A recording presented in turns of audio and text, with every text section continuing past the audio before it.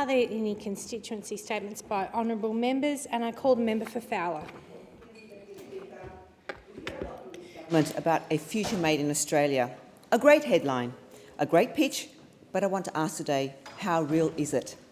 Because recently I visited a business in Wetherill Park, right in the heart of my electorate. Mario and Sons Steel Fabrication, a proud family-owned business that has been part of our community since 1966, nearly 60 years. They fabricate and install structural steel for major distribution hubs, data centres, large warehouse facilities. They supply the steel that helps build infrastructure for some of the most recognisable brands in this country. This is exactly the kind of business we say we want to support when we talk about Australian-made, local jobs, sovereign capability. But when I sat down with Livio Palazzo, his brothers and the next generation of their family, who have now joined the business, I heard a very different story, a deeply concerning story. This is not a business that has failed to work hard enough. It is not a business that has cut corners on quality. Livio and his family told me plainly, Australian steel fabricators can no longer compete on price. They face enormous domestic pressures, higher labour costs, payroll tax, rising electricity bills, heavy freight costs, fuel costs, and the constant weight of compliance. When you add all of that together, local manufacturers are being priced out of the very markets they helped build. For a long time, quality was their protection. Builders trusted Australian steel. But Mario and Sons told me that is no longer enough. Imported steel from China, South Korea and Japan has improved significantly. When overseas product is now comparable in quality and substantially cheaper, Australian steel is being bypassed at a tendering stage. The consequences are catastrophic. Mario and Sons has been forced to halve its production workforce in just 3 years. Long-standing clients have walked away. Their forward pipeline is emptying out, and they're watching other local businesses in the industry close their doors entirely. In Wetherill Park alone, more suppliers like the InfraBuild Steel Centre have already shut down. That is a flashing red light for the entire manufacturing ecosystem in Western Sydney. The Australian Steel Institute has formally applied for safeguard measures, including a tariff rate quota to give local industry breathing room to adjust. The Productivity Commission is conducting that inquiry right now. The government has no excuse for delay. We already accept this logic in other industries. The government subsidises our 2 remaining domestic oil refineries because it understands their importance to our national economic security. Why would we not apply the same logic to domestic steel manufacturing? Businesses like Mario and Sons are not asking for special treatment. They're asking for a fair chance to compete, to keep their workers in jobs, to keep making things here in Australia. I'm calling on the government to act, to give businesses like Mario and Sons the support they need to survive and to fix a system that is currently working against the very people. The member's time has expired, and I call the Minister for Climate Change and Energy. Thanks very much, Madam Deputy Speaker. One of the most important issues in last year's election in Western Sydney was healthcare, and I'm pleased to provide the House and my community with an update on the Albanese government delivering on improved health services for the people of McMahon and Western Sydney. Starting with Fairfield Hospital, Madam Deputy Speaker, Fairfield Hospital was a proud achievement of the Unsworth Labor government in New South Wales, but the Unsworth Labor government was a long time ago. It was built in 1988 and it has not received any major works since then. All that is changing now, and I was pleased to visit it a week or so ago with the State Member for Fairfield, Dr David Saliba, to inspect the early works on this $630 million upgrade, jointly funded by the Albanese government and the Minns government, $80 million from the Albanese government, and our contributing particularly to the expanded emergency department, which is so important for our community. I've had to use that emergency department with my kids. Many parents in Fairfield have had to. The service there is wonderful, but it is not keeping up with community growth.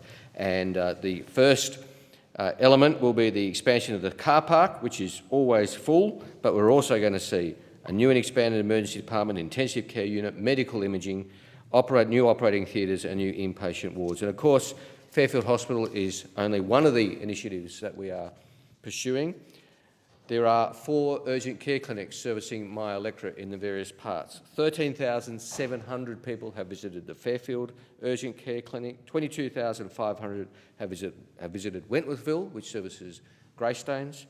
And 22,500 people have visited Rooty Hill, which services Blacktown. In addition, Madam Deputy Speaker, 4 million cheaper scripts have been delivered in my electorate. 4 million cheaper scripts under the Albanese government, which is so important for people who are doing it tough but have chronic diseases and need that extra support. In addition, we have opened the Blacktown Medicare Mental Health Clinic. I've visited it now, I think, twice with the member for Dobell, the Assistant Minister, who's doing an outstanding job. Already 1,000 occasions of care in the Blacktown Mental Health Clinic. Walk in, no appointment necessary, no fee. This is a wonderful service in Main Street, Blacktown, providing mental health support for the people of Western Sydney. Finally, and the Assistant Minister for Health is joining us, I'm very pleased to be able to say that I attended the opening of the Fairfield Hospital Perinatal Mental Health Centre for people undergoing post and prenatal depression. The Perinatal Mental Health Centre is an important addition. Services for people with perinatal mental health challenges have been lacking in Western Sydney. I saw it growing up as a kid in Western Sydney, nowhere to go other than the GP, who often didn't understand matters of postnatal depression and perinatal depression. Now there's a specific purpose-built clinic at Fairfield Hospital, and I'm very proud of that. Thank the Minister, and I call the member for Indi. Thank you, Deputy Speaker. The town of Euroa in my electorate of Indi is plagued by repeated power outages and brownouts. And this problem has been decades in the making, and it's one I've spoken about repeatedly in this place before. Euroa's electricity is supplied by the BN11 feeder line from Benalla. It's the single longest feeder line in AusNet's Victorian network, stretching 1,216 kilometres and serving around 4,800 customers. And these customers are families, older residents, small and medium-sized businesses, local health services, GP clinics, farmers and more. In 2025, Speaker, the BN11 feeder line recorded around 76 unplanned sustained outages. And not every outage affected every customer, but each outage had a real impact on people who depend on reliable electricity. Repeated, unexpected outages forced business owners to drop everything and scramble to switch on generators and risk losing valuable stock. People's freezers, they lose all their food. They leave people worried about elderly neighbours and families with young babies whose health could be at risk without air conditioning or refrigeration during sustained heat waves. And this January, during the Victorian bushfires, people in Euroa lost telecommunications, including access to the Victorian Emergency Services app, while the Longwood fire burned just kilometres away. Unreliable power is a business killer, and in an emergency, it could be fatal. AusNet recognises the need to strengthen power security in Euroa. They put a proposal to the Australian Energy Regulator to build a new feeder line along the same route from Benalla to Euroa. Now, that line would not have solved every power issue, but would have provided critical power backup when the existing line went down. Last month, the Australian Energy Regulator rejected that proposal and instead approved AusNet to spend $5.6 million to install covered conductors on that line. Now, I've met with AusNet and I've met with the Energy Regulator to understand why the feeder line was rejected and what this alternative will deliver for Euroa instead. They both acknowledge the urgent need for better security for energy in Euroa, and they say they want practical, effective solutions. Well, so do I. They're engaging productively with me on this issue, and I really thank them for that. But this decision does not mean we pack up and wait in hope for another 5 years for AusNet to return to the AER with a new proposal. I'll keep working with AusNet, the AER, Strathbogie Shire Council, the Chamber of Commerce and the residents of Euroa to secure an urgent fix, while also working towards a sustainable long-term solution. Deputy Speaker, in 2026, energy insecurity to this scale is unacceptable, and I'm so pleased that we have the Energy Minister here today listening to this speech, because it's absolutely fundamental to rural Australians. And I'll keep fighting until Euroa gets the reliable power it deserves. And I call the member for Isaacs. Thank you, Deputy Speaker. I rise today to acknowledge the significant progress being made on the new aquatic centre in Mordialloc in my electorate of Isaacs. The pool is a major investment in our local community. I'm proud to say it's also one of the largest community infrastructure projects being undertaken by the City of Kingston. When the doors open, it will provide exceptional modern and accessible aquatic and leisure facilities for everyone in our community. I want to emphasise the community contributions which have helped shape the design of the Morty Aquatic Centre from the beginning of the project. More than 10,600 community submissions were received, and along with the work of the Community Reference Group, have helped to guide the design and the planning process. The name Morty Aquatic Centre was chosen by the community with almost 4,000 votes cast. It reflects the strong local identity and the pride that people have in Mordialloc and the surrounding area. The Morty Aquatic Centre includes a 50-metre lap pool, a learn-to-swim pool, warm water exercise pool, gym and fitness facilities, and so much more. It has been designed with accessibility at its core, including parking, change facilities, ramps, hoist access, and rehabilitation spaces to ensure that the centre can be enjoyed by the whole community. The Morty Aquatic Centre is jointly funded by the City of Kingston and the Australian Government, and is an investment in and for the community that brings with it tremendous benefit. Local pools are places where families meet, children learn to swim, seniors stay active, and local sporting clubs train. They're also places where Australian Olympians are made. We're a nation of champion swimmers, and I'm certain a future star will be born at the Morty Aquatic Centre. Construction is now well underway, and I know that the community is excited to see the doors open. I've been, during the course of construction, on multiple occasions with the Mayor and councillors to check progress. It is going very well. I'm looking forward to doing my first laps in the new 50-metre pool. I thank the City of Kingston, community members, local sporting groups and everyone involved in bringing this important project to life. I thank the member and I call the member for Monash. Thank you, Madam Deputy Speaker. I'm proud to represent the Latrobe Valley in this federal parliament, and it's a privilege I share with the great member for Gippsland, my friend and colleague. We're both passionate about standing up for the Latrobe Valley, and people across Victoria owe the Latrobe Valley a debt of gratitude. The Latrobe Valley has helped set up Victoria as a manufacturing state, and it keeps our lights on today. I was very privileged recently to speak at the Latrobe City Business Chamber following the federal budget recently, and of course we've got in the Latrobe Valley a quantum of heavy industry, but also an ecosystem of small to medium enterprises. I'm proud to represent people that make things with their hands and spend long hours on their feet. We make world-beating products made by world-leading people in the Latrobe Valley, and at that business breakfast, those small business owners shared with me their pain and the fact that they are running on financial and mental reserves right now, grappling with the federal budget. We had broken promises on capital gains tax, negative gearing and family trust, and that is being felt very acutely in the Latrobe Valley by small business owners. I want to thank those small business people for sharing with me their feedback, their ideas, their challenges, their hopes and aspirations for a better Gippsland region and a brighter future for Australia. I also want to recognise that this week our community learnt the 75-year-old Cyclone Tools factory in Wonthaggi will be closing its doors in October, ending an era of local manufacturing and costing 15 local workers their jobs. For decades, Cyclone shovels and tools have been made in Wonthaggi, and those products have been used in gardens, farms and work sites right across Australia. At its peak, the factory employed around 200 people and became an important source of employment for the town, particularly following the closure of the state coal mine back in 1968.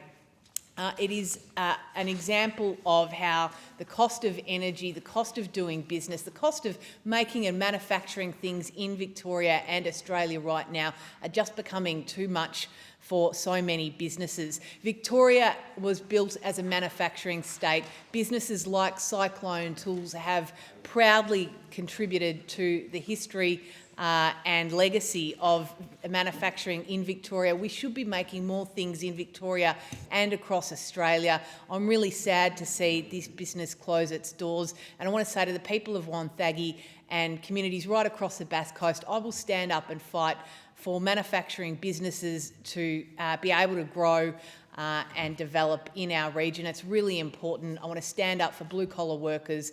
I'm very proud of the products and services that you provide to our regions. The Coalition will back you. I will back you. You deserve better. Well done. And I call the Assistant Minister for Health and Aged Care. Thank you, Deputy Speaker. I rise this morning to note the substantial investment the Australian Labor government is making in housing in my electorate of Lyons, and to share some of the stories of people whose lives have been transformed as a result. We are delivering nearly 300 social and affordable homes through the Housing Australia Future Fund in towns like Campbelltown, in Carrick, Hudson, Bridgewater, Tribunna and Perth, a program that the Leader of the Opposition has pledged to cancel if the Coalition is elected. These are new homes that will support people in my electorate, like constituents Sarah and her kids, who recently told me that they've been waiting 12 years on the state Liberal government's social housing register. We're also supporting renters who have seen an increase in the Commonwealth rent assistance by more than 50% since we were elected. And that's helping to make renting more affordable for more than 8,500 families in Lyons. And we understand the ultimate goal for many renters is to one day own a home of their own, and that's why I'm really proud our 5% deposit scheme has supported nearly 800 of my constituents into home ownership. Tasmanians like Jessica and Romain, who were facing eviction from their rental because it was going to be sold, but instead were able to become the owners of their home through the 5% deposit scheme. And it's why our government is reforming the capital gains tax and negative gearing to refocus incentives on new builds and to give young people and first home buyers a real crack at owning their own home. We're delivering on our 100,000 new homes for first home buyers plan, including through the recent agreement that we've struck with the Tasmanian government. With $165 million of federal support on the table, we'll deliver enabling infrastructure to support 4,000 new homes, including more than 2,100 just for first home buyers. And in my electorate of Lyons, there will be significant new investments in communities like Brighton and Sorell and Meander Valley, where 2,700 new homes will be developed with almost 1,100 reserved just for first home buyers. On top of that, I was recently able to join the Prime Minister to announce 1,000 new homes at Dowsing Point, homes that will help thousands of people find a place to call their own. And ultimately, that's what our housing policies are all about. A safe place to live for Sarah and her kids, making renting a bit more affordable, and a real shot at home ownership for people like Jessica and Romain. A fair go for all Australians. The Assistant Minister, and I call the member for Hinkler. Deputy Speaker, health remains a key challenge facing regional Australia, and in my electorate of Hinkler, we're in the nation's top spot for the number of people living with one or more long-term health conditions. For the past 2 years, we've been blessed to have one of our very own local GPs in the position of President of the AMA Queensland, Dr Nick Yim, who concluded his tenure on May 14. I thank Dr Yim for his ongoing advice to me regarding many matters, including Medicare, care delivery, aged care and so much more. Dr Yim is a passionate medical educator and he'll remain as immediate past President of the AMA Queensland for the next 2 years. I commend him on his advocacy and commitment to long-term planning and not band-aid solutions for our GPs in regional Australia. Deputy Speaker, in Queensland, May is Domestic and Family Violence Prevention Month. The awareness campaign is coming to an end and the theme this year was Together we can prevent domestic and family violence. And together, my community of Hinkler is making a difference. Together we are remembering. Together we are standing against violence. Bundaberg Netball, Bundaberg Rugby League and Bundaberg Soccer Associations each held special awareness rounds in support. I had the privilege to join school students and community members at Walks for Awareness, and I also joined a huge turnout in Bundaberg CBD on May 6 for a sombre vigil to remember lives lost to domestic and family violence. Many local businesses all turned purple for the cause. These events are led by Edon Place, an organisation which has provided domestic and family violence support, assistance and services to my community for almost 50 years. I acknowledge the work of Janae George from Edon Place and all the staff who have been at the forefront of the community engagement. I'd also like to recognise the role of the DFV Free Community Working Group, consisting of many community services and stakeholders, together making massive inroads with a vision to end domestic and family violence. And Deputy Speaker, there's a new voice in Hinkler, It was an absolute privilege to be at the launch of the Bundaberg Upbeat Arts Choir, a project which creates connection, builds community and gives participants purpose. It provides those living with a mental illness an opportunity to join a choir and make new friends. This is the 5th choir of its kind to be established and the first outside of the southeast corner of Queensland. I want to acknowledge the Upbeat Arts staff, volunteers and participants, and a special mention to General Manager Susan Gilmartin, who I've had the pleasure of knowing since my much younger days. Susan is Bundaberg born and bred, and it was fantastic to see her launch this powerful project in her hometown, and for her parents, Jim and Margaret Dean, to be on hand was very special. I hope this project can keep growing both locally and more widely, because music and like-minded people are good medicine. I thank the member and I call the member for Spence. Thank you, Deputy Speaker. Last week, right across this country, from school halls to sporting clubs and community centres alike, Australians gathered in support of the Cancer Council's biggest morning tea. It was great to join my mate, the Mayor for Gawler, Nathan Shanks, at the Barossa and Gawler Jockey Club for what may well have been one of the biggest and best morning teas anywhere in Australia. It was an incredible turnout. More than 350 people from across the community came together, not just for a cup of tea and a slice of cake, but to hear the latest edition from Ray on our frequent MC and his terrible jokes, to warm us all up before a heartfelt address from John and Vanessa Eason, and to hear their battles with cancer. And together the community raised around $15,000 for the Cancer Council. That is an extraordinary effort from the people of Gawler and the North, because the reality is this disease touches every single Australian family in one way or another. Almost 1 in 2 Australians will be diagnosed with cancer before the age of 85. Those numbers are sheerly confronting. Events like the biggest morning tea remind us that there is also enormous generosity, compassion and resilience in our communities.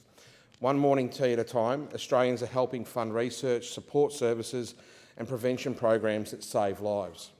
And while the fundraising total was fantastic, what stood out most was the spirit of the event. People giving up their time to help others, volunteers making sure every table was full and every guest felt welcome. Students from Trinity College and Indy School, Elizabeth, did a fantastic job cooking and serving some delicious food. And Deputy Speaker, what is a morning tea without great food? I also want to acknowledge the many local businesses and community groups who supported the event through donations and prizes. Businesses like Elders Real Estate, Knights Roses, Gawler Quilters and Baker's Delight all played their part, as well did the Lions Club of Gawler. It may seem like a small gesture to some, but these contributions make a real difference. They help bring communities together to raise vital funds, and they help remind people facing cancer that they are not alone. This is what great communities do. When times are tough, they rally around each other. And they remind us that even in the face of something as devastating as cancer, there is still hope, kindness and generosity all around us. So to everybody involved in Gawler's biggest morning tea, thank you for your generosity and your hard work. And thank you for helping build a future where fewer Australian families have to experience the pain of cancer. And just to everybody in my community, let's start the planning now to ensure that we have an even bigger and better success next year for the next biggest morning tea. Thank you very much. I thank the member for Spence and I call the member for Wright. The Coalition strongly opposes Labor's decision to impose a $5,000 annual cap on allied health services for our veterans. This is a cost-cutting measure that unfairly targets the men and the women that have served our great nation. Veterans rely on allied health services. That's not a luxury, but is an essential part of managing service-related injuries, mental health and other conditions. Many veterans live with complex and chronic conditions resulting from their services to this great country. For those veterans, a $5,000 cap will simply not cover the care they require throughout the year. The consequences is very clear.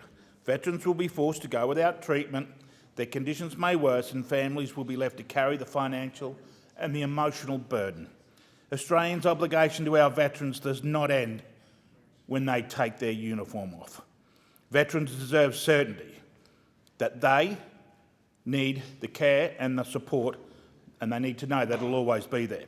Measures like this undermine trust and send the wrong messages to current serving personnel and young Australians considering a career in the ADF. Veterans should never be treated as a line item of Labor's budget repair. And I'm calling on the Albanese government to immediately reverse this decision and reinstate full support for our veterans. Labor's also slashing seniors' private health rebates. Many older Australians in our community are already under pressure from rising living costs. Healthcare costs are not something seniors should have to worry about on top of everything else. Affordable and reliable healthcare should be something Australians can count on, especially later in their life when they need it the most. Labor's proposed changes to private health insurance rebates for Australians over 65 will simply make it more expensive for many seniors in the country. More than 1.4 million Australians could be hit with a premium increase of up to $640 a year. At a time when households are already tightening their belts, this is the wrong priorities. The Coalition introduced the higher private health insurance rebates for over 65s because we understood older Australians rely more heavily on healthcare services and they deserve the additional support. But these rebates help seniors maintain private cover and reduce the pressure on the public health system. If private health insurance becomes unaffordable, many people will be forced to downgrade or cancel their cover altogether. That would place even greater strain on already stretched public hospitals and emergency departments, and I want to make my position very, very clear. I'll fight these changes every step of the way. I thank the member and I call the member for McNamara. Thank you, Acting Speaker. I had the honour of hosting two extraordinary young people in my office. Yankee Super, whose family lives in my electorate, and Mendy Liberman, who was a paramedic who was working the day of the Bondi terror attack. Mendy was thrown into the scene and was asked to triage all of the different victims of that day. And what was even harder and more extraordinary about his efforts was that he was a member of the community himself. And I asked him a question, and I said, how do you know that it's safe for you to go in there? How do you make the decision as a first responder to put yourself in harm's way and decide that you're going to get in there and know that it's safe for you? And he said, look, sometimes you don't really know the full answer to that. You don't know what's around you. And if you leave people too long to know that the scene is 100% safe, then it's going to be too late. And so what he did is he started triaging people, and one of the people who he was triaging was one of his best friends, Yankee Super. And Yankee was also a first responder volunteer, and he was shot in the back, and he still has shrapnel all around his back. It hurts to move in certain ways, and he extraordinarily also, when he was being presented to his good friend Mendy, who was triaging people, he was telling him to send other people who needed help to the hospital. And at that point he actually had a collapsed lung and was fighting for his life. These two young men faced more than they ever should have that day, but when they were sitting in my office and they were beaming and they were talking and they were speaking about hope and about how they are, it was one of the most incredible moments I've had in my office, where I was privileged to meet two people who embody the very best of our country, where in the hardest of moments they rose to the occasion. They were selfless, they were powerful, and they were kind and generous to everyone around them. And these two men, Mendy and Yankee, were just a privilege to speak to, and I'm in awe of their bravery. I'm in awe of the way that Yakov, Yankee Super, who was literally still is dealing with shrapnel all through his back, is able to not be bitter, but to actually be hopeful, to talk about his experience and to talk about the work he's done since. He was very grateful for all of the engagement right across this place from all different sides of politics, and didn't have an ounce of bitterness in him. And for Mendy, who dedicated his life to being a first responder, he spoke about the humility and the importance of what he went through, and I just thank them both for all of their efforts. I thank the member and I call the member for Nichols. Deputy Speaker, I'd like to recognise Emma Corrin, who is a 17-year-old athlete from the Cobram Barooga Canoe Club in my electorate of Nichols. And in October this year, Emma is due to represent Australia at the ICF Canoe Marathon World Championships in Argentina in the Under-18 Junior Women's Short Course event. And this is a dream Emma has worked towards for years. And I saw a glimpse of that work when I visited the Cobram Barooga Canoe Club, and Emma took me out for a paddle on the Murray River. I was in the front of the kayak and Emma was paddling behind me. And when she paddled, it felt like I had a Mercury houseboat engine pushing us along. And when she stopped, it got really hard. This is the kind of young Australian we should be backing. But right now, there's a risk that Emma's chance to represent Australia will come down to whether her family can meet the cost. Paddle Australia has informed Emma's family that due to current fuel prices, it's going to cost her $10,000 per athlete to compete in Argentina, and most of that cost is going towards shipping the boat over there. Emma's earned the right to wear the green and gold, and she shouldn't be left to carry the cost alone. And I call on the government to provide more support for Emma and for regional athletes like her that are selected to represent Australia internationally. And Emma's family and supporters have set up an Australian Sports Foundation fundraiser, and I encourage those who can to donate, and I wish Emma all the best. Deputy Speaker, I want to put on the record my real concern, and that of the President of the Seymour RSL, Matt McLaughlin, over the recently announced $5,000 cap on allied healthcare for veterans. Matt wrote to me this week and he said, many veterans rely heavily on ongoing allied health services such as physiotherapy, psychology, occupational therapy and exercise physiology to manage service-related injuries and long-term health conditions. For a significant number, these needs are complex and chronic, and a capped annual limit is unlikely to reflect the real cost of maintaining their health, function and quality of life. And this concern has been widely expressed within the veteran community and in this place by the member for Herbert, a veteran and a strong advocate for the men and women who have served their nation. I quote again from Matt's letter, "Veterans should not be placed in a position where financial limits determine access to clinically necessary care, particularly when that care relates directly to injuries sustained through service. A policy intended to manage expenditure must also consider the long-term health, well-being and dignity of those who've served." I urge that this policy be reconsidered or at the very least reviewed in close consultation with veterans and treating clinicians to ensure it does not unintentionally harm those it is meant to support. Thank you, Deputy Speaker. I thank the member and I call the Minister for Small Business, International Development and Multicultural Affairs. Very much, Deputy Speaker. Over the course of the last few weeks, I've had the absolute privilege of visiting some small businesses, not just in my electorate of Cowan, but in other electorates around WA. And I want to take this opportunity just to thank them for inviting me along, for the openness in the conversations that we had.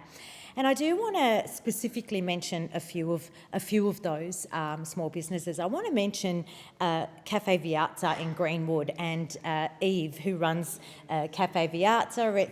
It's a bit of an institution in Cowan. Cafe Viazza in Greenwood has a regular clientele who come in. They serve some pretty good, I have to say, homemade fare for their clientele there. I want to also mention Ahmed from Distinct Homes. So Distinct Homes is a small outfit, but they really do like the management of building homes and really contribute to our policy and our aspiration for building more homes in Australia. Kareem from QA Bathrooms. Now, QA Bathrooms in Malaga, been around for a while, they have. So do a whole lot of bathroom supplies, sinks, anything that you can think of that goes into a bathroom, you can find at QA Bathrooms in Malaga. Zach from the Meat Giants in Mirrabooka. It is my local butcher. I actually go there and get all my meat. A great variety of meat. Zach has really had to pivot a lot for the clientele in Mirrabooka and really understands and explained to me about the flexibility of running a small business. And I want to mention Hank from Industrial Automation in Joondalup, in the member for Moore's electorate. Hank has this really great business where he automates things like water and lights coming on in public spaces, really improving the operational efficiencies of local councils. Now, all of these small businesses that I visited are all very diverse, from cafes to automation. But they have something in common, Deputy Speaker, and what they have in common, they have a few things in common, but one of the things that they have in common is that they were all run and started by migrants. 34%, around 34% of small businesses are started or run by migrants. Now, some may be citizens, some may be permanent residents awaiting citizenship, but something else that they share with all Australians is that they have an aspiration of a life for themselves and an aspiration to contribute to their communities. And that's what all of them are doing. You know, a conversation that I had with Eve about not just about the financial, but also about what she does for her community. These are the small businesses in Australia run by migrants, and we love them. Expired. I call the member for Moncrief. Thank you, Deputy Chair. It's just unbelievable that they're talking about aspiration on the other side of the House. But I rise today proudly. I'll take that interjection. I'll take that interjection from the Minister. I rise proudly today to speak about the Impact 4.0 Youth Summit on the Gold Coast, a nation-leading event that I was thrilled to pioneer in 2023 and continue to serve as patron in my role as Shadow Minister for Youth.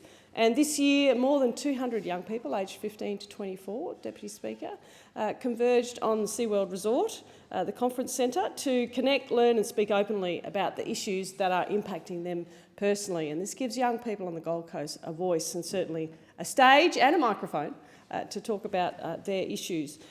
Impact brings together young people from all backgrounds, all cultures, identities, abilities and schools across the Gold Coast, and some university students as well. And when you put young people together in a room from different backgrounds and different schools, that's kind of when the magic happens, and they get to meet new people, they have a new network, new role models and new relationships, of course, are built. And I call that opportunity. And what does opportunity do? Well, it helps with aspiration that those on the other side don't seem to understand. It gives young people a platform to talk about their concerns, talk about their hopes and dreams for the future, which is so very important. And what we heard loud and clear from young Gold Coasters this year is that their biggest concern is, of course, the cost of living and how they're struggling to pay their bills. Because of inflation and other measures that the government has mishandled, they're also concerned about their mental health. They're concerned, of course, about the environment. And right now, young Australians are being hit hardest by rising rents, by grocery bills, by fuel costs, and of course the soaring costs of their education under this government's mismanagement, gross mismanagement. And many young people feel home ownership, of course, is becoming entirely impossible for them. And at the summit, 18-year-old young Levi Knight, outstanding young Gold Coaster Levi is, spoke about the growing financial pressures facing young Australians, from university costs and unpaid internships to transport and, of course, everyday living expenses. And his message reflected what so many young people are feeling, that they are working hard, they increasingly feel like they're getting hit over the head with opportunities disappearing under this government, because they're going to inherit higher taxes, higher debt, higher cost of living, higher unemployment, which is all in the budget as going up, and fewer opportunities in generations before them. And so I'd like to thank all of those sponsors for the Impact Summit: SeaWorld Foundation, Griffith University, Southern Cross University, Village Roadshow Theme Parks, HomeCorp TAFE, Queensland, and many, many other media partners, and also Karen Phillips, OAM, for her outstanding direction for the Impact Youth Summit. Thank you. The member, and I call the member for Cunningham. Thank you, Deputy Speaker. I rise today to recognise the 20th anniversary of Illawarra Women in Business. I recently attended their milestone event, which also marked the 18th Illawarra Women in Business Awards. These awards shine a spotlight on the remarkable women in our community who demonstrate drive, determination and passion in their fields. They celebrate not only success, but the hard work, resilience and dedication that underpin these achievements. This year's event brought together an inspiring group of business leaders, entrepreneurs and community members united by a shared commitment to excellence and supporting one another.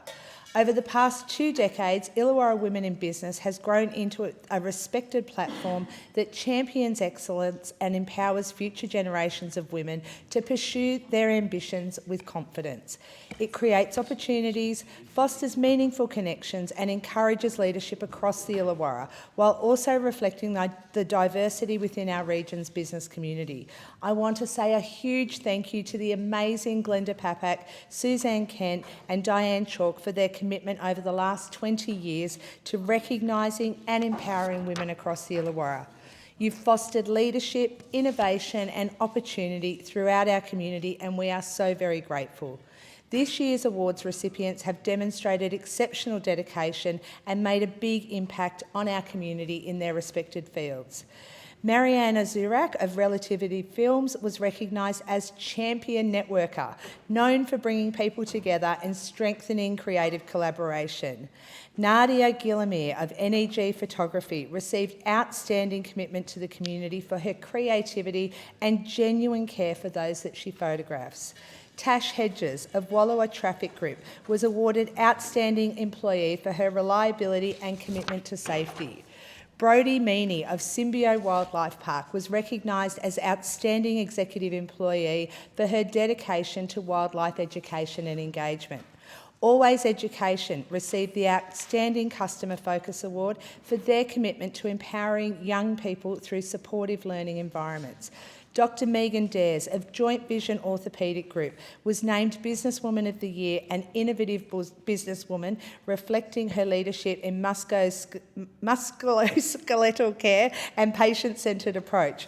Women Illawarra received Outstanding Not-for-Profit or Charity for their decades of service supporting equality and education across the region.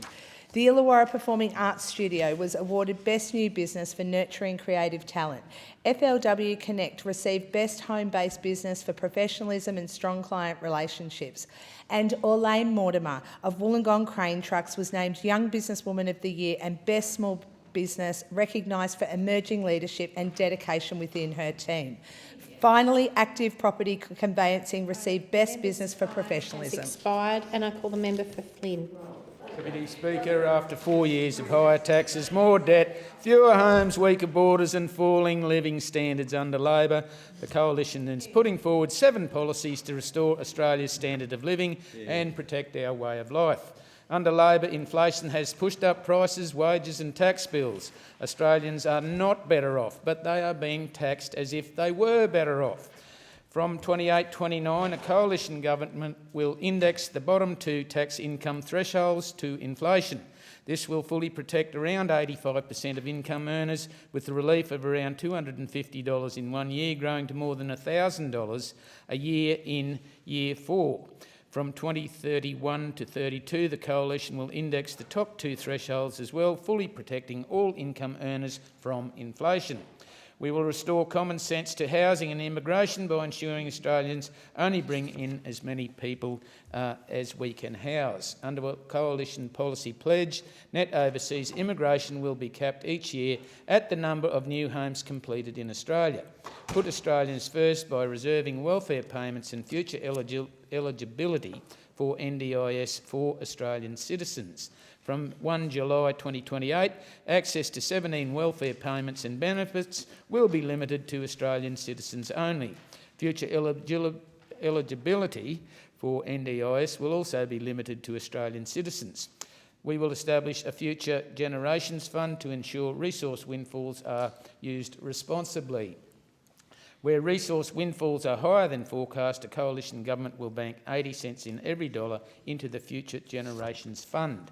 We'll deliver more fuel, more storage and more security for Australia and reduce pressure on families and small businesses by scrapping Labor's safeguard mechanism, a carbon tax on business that will cost refineries, for an example, around $165 million by 2029-2030.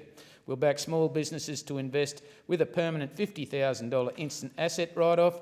Any business with a turnover of less than $10 million will be able to immediately deduct assets costing up to $50,000 on a permanent basis. We'll make Australia stronger and safer in the face of global threats with a whole-of-nation national security strategy and a real increase in funding for defence. By increasing defence spending to 3% of GDP, the Coalition will provide increases to defence spending so that the men and women of the Australian Defence Force have the proper platforms, equipment and protection to fight for us. We must back Australians who work hard, save hard and want to get ahead, because this is a country that is worth fighting for. I thank the member and I call the member for Moreton. Thank you, Deputy Speaker. Deputy Speaker, on the 16th of May, I found myself uncomfortably spinning inside a blue teacup. I was with my daughter Margaret and we were at the Sherwood Festival. And the Sherwood Festival is a very, very special community event in my local community on Brisbane South Side. It was started in 1995 as a street festival, and now it brings everyone together in a big celebration of what makes us tick. I want to particularly thank and congratulate the President of the Volunteer Organising Committee, Sophie Julian, as well as all of the volunteers at that event, because it's had a rough trot of it in the last few years. It's been rained out a couple of times, and this is a community that is not only tenacious, but our community is resilient. And we've gotten back up on our feet, and thanks to those fantastic community organisers, it went ahead this year with 4 stages, entertainment, free rides, stalls, food, so many different community vendors, and it was very specially held at the Sherwood Arboretum, which is one of only 3 botanic gardens in our entire city. Deputy Speaker, myself and Minister Ali had the great pleasure of being in Maruka not too long ago at the African Village, which is a community organisation in the heart of my electorate. It's headed up by Benny Bowl, OAM, and Faisal Ahmed Salat, who's the president of the Queensland African Communities Council. And it's got a focus, just like an African Village does for Australians of African heritage, of mentoring young people, of connection to cultural heritage, of assisting people to overcome systemic barriers. And when Minister Ali and I were there, we enjoyed traditional coffee, we enjoyed fantastic local musical artists. And I'm so proud of the African Village because we've been able to inject $4.4 million from the Office of Multicultural Affairs under the African Australian Communities Program to support participation in our local community. Deputy Speaker, Currabee is from an Indigenous word meaning a place of many springs. And Currabee State School has so many beautiful springs in the form of children from across different ethnic backgrounds in my local electorate. I want to thank Principal Karen Cridland for hosting a fabulous Harmony Day celebration on the 29th of April this year. 366 students from across 50 different cultural backgrounds, a celebration of culture, a kaleidoscope of different national traditional food and dress, and an excellent culinary taste testing that represents the best of what our local multicultural community has to offer. It was a family and community event with involvement from so many different groups in our community, and it's an absolute bedrock of who we are. I thank the member and I call the member for Fadden. Thank you, Deputy Speaker. And firstly today I rise to give a shout out to the Sanctuary Cove Boat Show, one of the iconic events on the Gold Coast calendar and one that in my local area I'm extremely proud of. And the significance of this show to the Gold Coast economy cannot be underestimated. And I say that because this year, having started back in 1989, the boat show has now reached over 45,000 visitors, 300 exhibitors, 800 boats and 2,500 marine products on display. Now, the Gold Coast economy is across a number of sectors, but we shouldn't underestimate the importance of the marine industry. In the northern Gold Coast, we've got the Gold Coast Marine Precinct, which drives jobs and manufacturing. And the Gold Coast economy has 500 marine companies, 6,000 workers involved in the marine sector, and it's worth over $2 billion to the Gold Coast economy. Now, the boat show is a wonderful 4-day event. It doesn't matter whether you want to buy a jet ski from JSW or a ski boat from Nautique Central. We've also got local manufacturers like Riviera Maritimo, boat brokerages like AMT Marine, and of course things like Custom Dry Docks, which are also a local business in my electorate. So to the boat show at Sanctuary Cove, thanks again for another great year. Sorry I couldn't be there this year due to my family commitments, but I look forward to being back again next year. Deputy Speaker, big shout out to the community at Pacific Pines in my electorate. On the 16th of May, we had a community carnival held at the shopping centre there near Woolies. It was a fun-filled day despite some rainy weather. Classic carnival style. We had a jumping castle, balloon artists, raffle prizes and lively community performances, and it was great to attend there, Deputy Speaker, with my daughter Marigold, who had a fantastic time, and I look forward to that event again next year. Deputy Speaker, big shout out to the Crisafulli LNP government who have delivered on the Hope Island train station. Now, on the 18th of May, we saw this come to fruition in my electorate, which is a wonderful addition to the transport network at the northern end of the Gold Coast. Now, this is something that's been on the books for many, many years and has finally been delivered by the Crisafulli LNP government, who, of course, Premier David Crisafulli is my local member, and he's doing a fantastic job. To him and the team, thank you for delivering this much-needed transport infrastructure. 2 accessible entrances, platforms with lift, new bus connectivity, park and ride, kiss and ride, bicycle parking.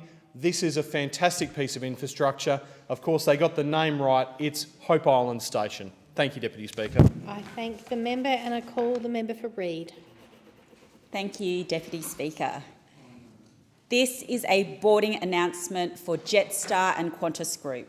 Before takeoff, passengers are told to follow the safety instructions.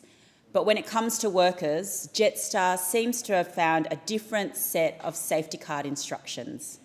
Fasten your seatbelt because Australian-based cabin crew are being locked out of higher value international flying. Brace for impact because workers are losing pay, progression and career opportunities. And locate your nearest exit because some overseas-based crew are reportedly being paid as little as $10 an hour, with allowances so low they struggle during layovers in Australia. This is not the spirit of fair work. That should not be the flight path for our aviation industry. This is not the journey to better standards. It is a one-way ticket to the bottom. Same job, same pay has delivered important gains for workers across the country. It has helped ensure that companies cannot simply use labour hire arrangements to undercut wages and conditions. But companies should not be allowed to taxi around the rules, exploit a legal loophole, take off with cheaper labour and leave Australian workers standing at the gate. The Transport Workers Union has been relentless in sounding the alarm on this issue, standing up for aviation workers and making sure these concerns are heard in this place, and I thank them for their tireless work. Because when overseas-based crews are used to undercut Australian rates and conditions, the whole industry feels the turbulence. It divides workers, it weakens standards, and it sends a dangerous signal across aviation that if a company does not like Australian labour standards, it can simply reroute the work offshore. That should not be the boarding pass to doing business in this country. Companies that benefit from being based in Australia should not be able to cruise at altitude on Australian profits while avoiding Australian obligations. It is about whether cabin crew doing the same job, wearing the same uniform, serving the same passengers and keeping the same flights running should be treated as a cheaper class of worker because of where they are based. And it is about whether we are serious about safe, secure and fair skies. This is exactly why we need stronger whole-of-industry accountability, including through a Safe and Secure Skies Commission. Because aviation safety is not just about the aircraft, the runway or the passengers, it's also about the people who keep the industry flying, and secure skies should mean secure jobs too. Thank the member, and I call the member for Parkes. Thank you, Deputy Speaker. The population of the Parkes electorate gives me more than 216,000 reasons to love this job. Those 216,000 plus people include some of the most unselfish, kind and caring individuals you could ever meet, who go above and beyond every single day to make their communities great places to live. And in the past month or so, the full generosity of this electorate has given me many reasons to celebrate. Recently, I was honoured to join the community in Broken Hill to celebrate 90 years of the Royal Flying Doctor Service South Eastern Division in New South Wales. The RFDS has been recognised as Australia's most reputable charity 13 times, and with good reason. Every 2 minutes, someone from around Australia is calling on the RFDS for help. For 9 decades, the Royal Flying Doctor Service has been the lifeline for people in the Broken Hill region and beyond, delivering world-class healthcare where and when it's needed. This milestone is an opportunity to recognise the incredible doctors, nurses, pilots and staff who make their service possible. Also, along with the volunteers, the supporters and the communities who have stood beside the Royal Flying Doctor Service for generations. I'd also like to congratulate the Royal Flying Doctor Service Broken Hill Women's Auxiliary, who recently celebrated their 75th anniversary. This wonderful organisation has been hosting the Flying Doctor Ball for more than 60 years and raising funds for the RFDS. Another amazing organisation at work in the Parkes electorate and beyond is the Country Women's Association. The Condobolin branch and the Terramunga Mine branch in Dubbo will next month celebrate their 100-year anniversary. A century of serving your community is truly something that must be applauded. And well done not only to those people in today's committee, but also those who have worked hard over the past 100 years. And Deputy Speaker, I must also say a big thank you to another organisation that provides transport for seriously ill children in rural and regional areas, and that is Little Wings. Recently, I attended a function for the start of the monthly paediatric clinic in Nyngan. What a difference Little Wings is making for sick kids and also for their parents. And Deputy Speaker, I would also like to pay tribute to another organisation who care for their community, and that is the Pink Angels. The Pink Angels support breast cancer patients and their families in Dubbo and Western New South Wales, travelling as far as Cobar and Lightning Ridge. They raise their own funds to help patients with home care expenses and many other needs. And Deputy Speaker, the Pink Angels are yet another example of great work that great people are doing throughout the Parkes electorate. It is an honour to serve such a caring electorate, and I congratulate all volunteers, not only those in these organisations who give their time, resources and skills, but the whole community. Thank you. The member for Hasluck. Deputy Speaker, talent is spread evenly, but opportunity is not. And so quite rightly, the parents and teachers in my electorate of Hasluck absolutely expect me to fight for every opportunity that can be extended to the young people within my electorate of Hasluck. And it's a challenge I'm quite happy to rise to, because as a graduate of the public school system myself, first starting out in Lockridge Primary School and then continuing to York District High School and Northern Senior High School, I understand the absolute value and the huge opportunities that come from a public education. And it's one that I am absolutely proud to have backed in. And that started with the Gonski's recommendation, which was from back in 2012, being implemented under an Albanese Labor government to see that every public school is funded 100% to the school resourcing standard. And the difference that that is making, the principals, the teachers, the support staff talk to me about the difference that that has made, and from parents, the difference that it has made to their child. And just to give some examples, Deputy Speaker, so recently I had the opportunity to visit the Averley Senior High School, and what a school that is. This is a school from the year 7 to 12 that provides opportunities for students, be it across ATAR or vocational training. In fact, they have a dedicated trade training centre where they are literally building houses. They do like little mini scaled down versions. It's super cute. But practical, it's giving them the life skills, the valuable skills that we need to be able to support the building of homes, and amongst many other trades and skills that they're learning there. And in the same school, they have what is called an education support hub. And this is a centre that is able to support children, again, from year 7 to 12 with moderate to profound disabilities, to be able to see every child with talent, without talent, everything in between, being able to be given the full opportunities to be able to allow them to rise to their occasion is so special to see. And in this particular context, the Averley Secondary High School has a hydrotherapy pool, which for children who are not able to be able to play cricket and tennis and basketball, but to be able to get their exercise and their full body movement through the hydrotherapy, it is something else. And I'm so proud that we are funding the public education system to be able to ensure that where the opportunity is extended to every student in that school, and it absolutely is. And it was remarkable to see, and the community is proud of it, and I'm absolutely proud to support the funding to back them in. I've also had occasions recently, particularly around Anzac Day, to visit a number of high schools. The discipline for the schools and the public system is something that the teachers should be proud of, and I thank them greatly.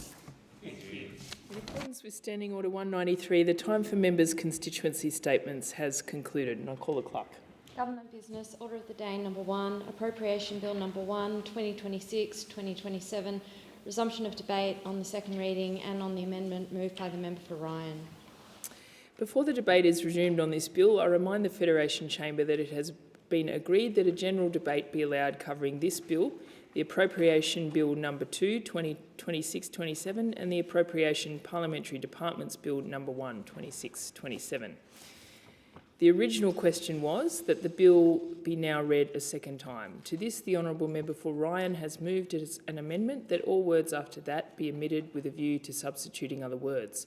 The immediate question is that the amendment be agreed to. The Member for Cook. Thank you, Deputy Speaker. Unfortunately, this budget is an assault on aspiration, and the Prime Minister has never seen an aspiration he didn't want to crush.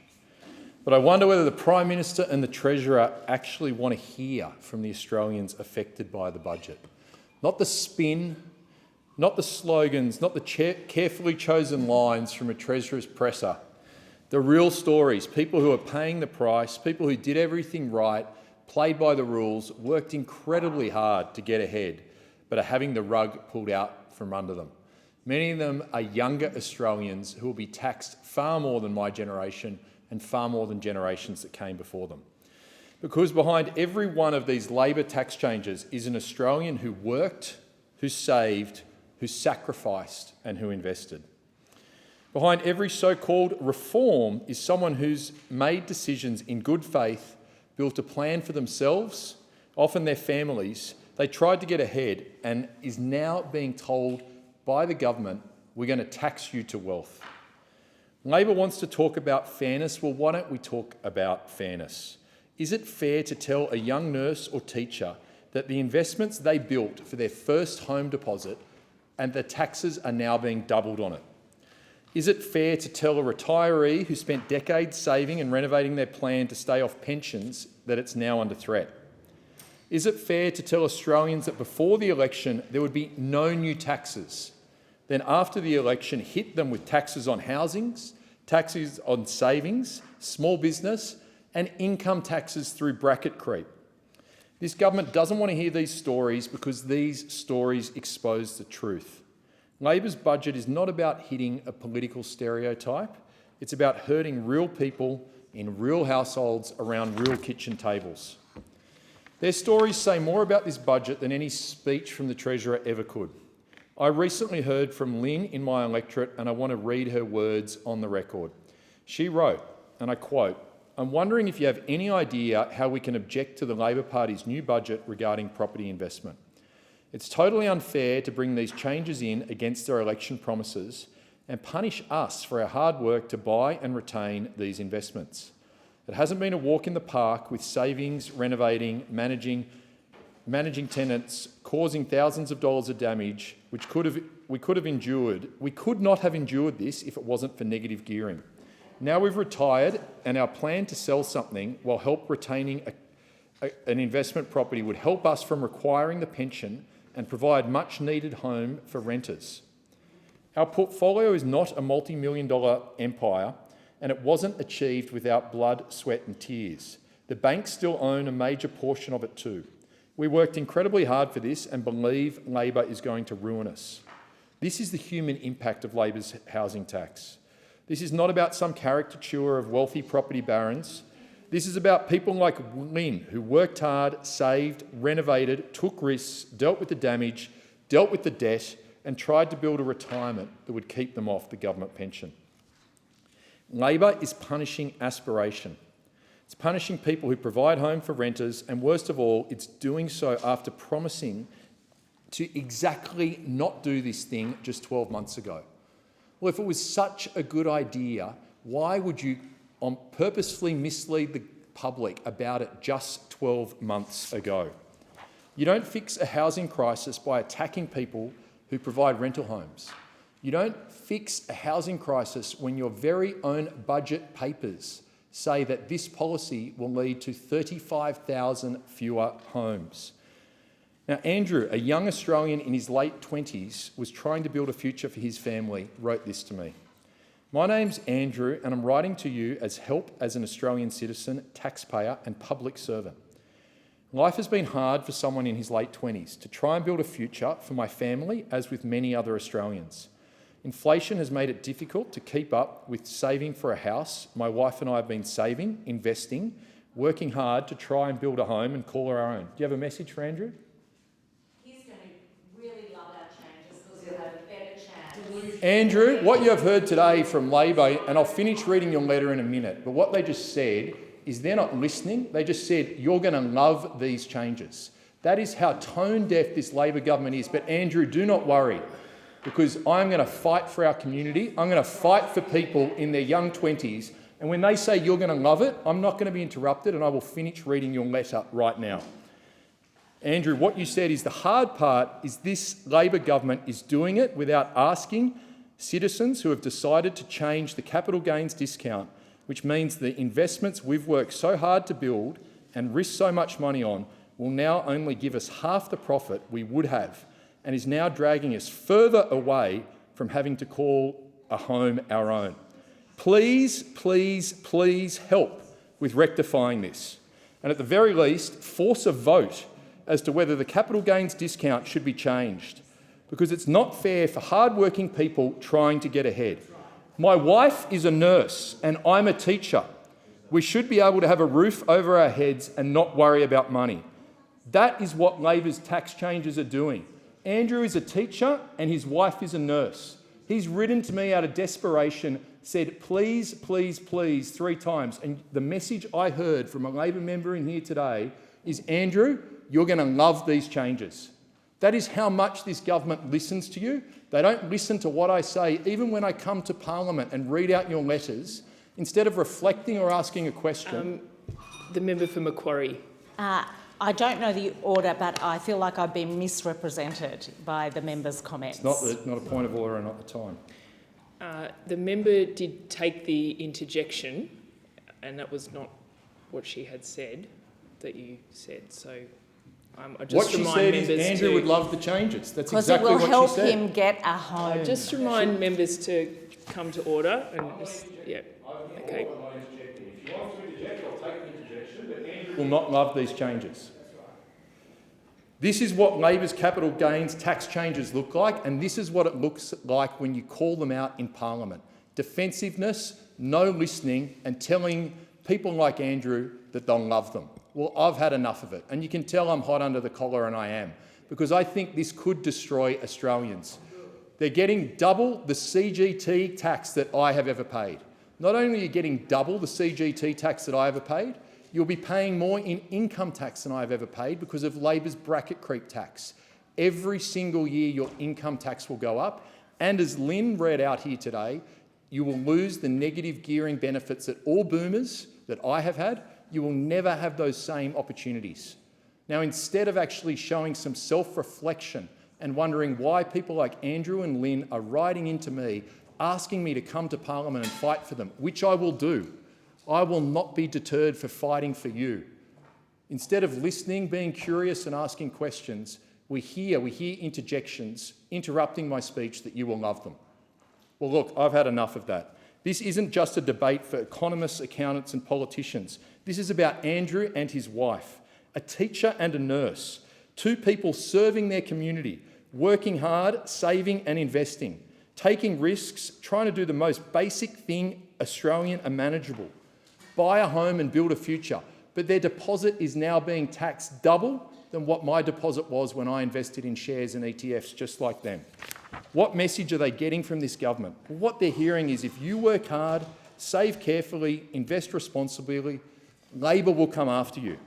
Andrew and his wife are not asking for special treatment. They're just asking for the same settings that applied to every other Australian until 2 weeks ago. Andrew and his wife are not asking for a handout. They're not asking for free money from the government. They're not asking for someone else to pay their way. They're doing exactly what every government says young Australians should do. They're working, they're saving, they're investing and they're trying to get ahead. A teacher and a nurse. But Labor's answer is to punish them. At a time when inflation has already made it harder to save for a deposit. You're struggling, and I know many in my electorate are. I'm here fighting for you. At a time when inflation has pushed your rents higher, when mortgages are out of reach because interest rates are higher, while there's a war in Iran with inflation going up, while petrol prices are going up. Labor is now making the ladder even harder for you to climb because you are going to pay higher tax than any generation before you, far more than me. And I think that's incredibly unfair. This is intergenerational unfairness at the very heart of these changes. Older Australians have had the chance to build their wealth under a completely different set of rules with lower taxation. Younger Australians are now being told the rules will change just as you start trying to get ahead. They're now being locked out of home ownership. So they're asking you to invest in other assets to build a future, but then they come up with a tax on that too, doubling CGT. CGT now being at the top rate taxed at 47%. In New Zealand, it's 0%. In Singapore, it's 0%. In communist China, it's more than half what ours is at 20%. We have a communist country with less than half the CGT that we have. I'm almost speechless. I don't understand it. And look, I would love to fight an election on this issue. It's a shame we didn't and they weren't upfront about it 12 months ago. I think we would have had a very different result. I'd love to, but they're trying to jam it in between elections. I think we could win an election on this, but I hope they backflip on it. I really do hope this is backflipped on because I think it will destroy Australia. Now, we're hearing about carve-outs and now we're hearing in the press carve-outs aren't going to fix it. It's not going to go far enough. We need these taxes axed. For Andrew and his wife, a teacher and a nurse, that is the face of what is happening here. This budget's not just a fiscal document, it's a statement of values. And Labor's values are clear. If you work hard, they're going to tax you more. If you save, they will tax you more. If you invest, Deputy Speaker, they will tax you more. If you run a small business, they will tax you more. If you try and build a future for your family, they will make this harder. It's not reform. It's an assault on everyday Australians. And the great contradiction is this. Labor says it wants more housing and more housing supply, but its policies will drive investment away from housing. Labor says it wants to help renters, but fewer investors means fewer rental homes, and we know how many, 35,000. It's in black and white in the budget papers from that policy. Now, they try and trickily say, oh, will lead to a 35,000 increase, because they came up with another plan, spending the money they're taxing from you to build more homes, which they've been unable to do in the first 4 years in government. But this time they're saying, trust us. Well, they said that at the election 12 months ago, and you've seen just 12 months later how much you can trust. This is a government that can't manage its spending. Spending is at a 40-year high outside the pandemic. That is why this is the highest taxing budget of all time, because it's one of the highest spending governments of all time. And Australians are just starting to wake up where they get the money from. It's from you.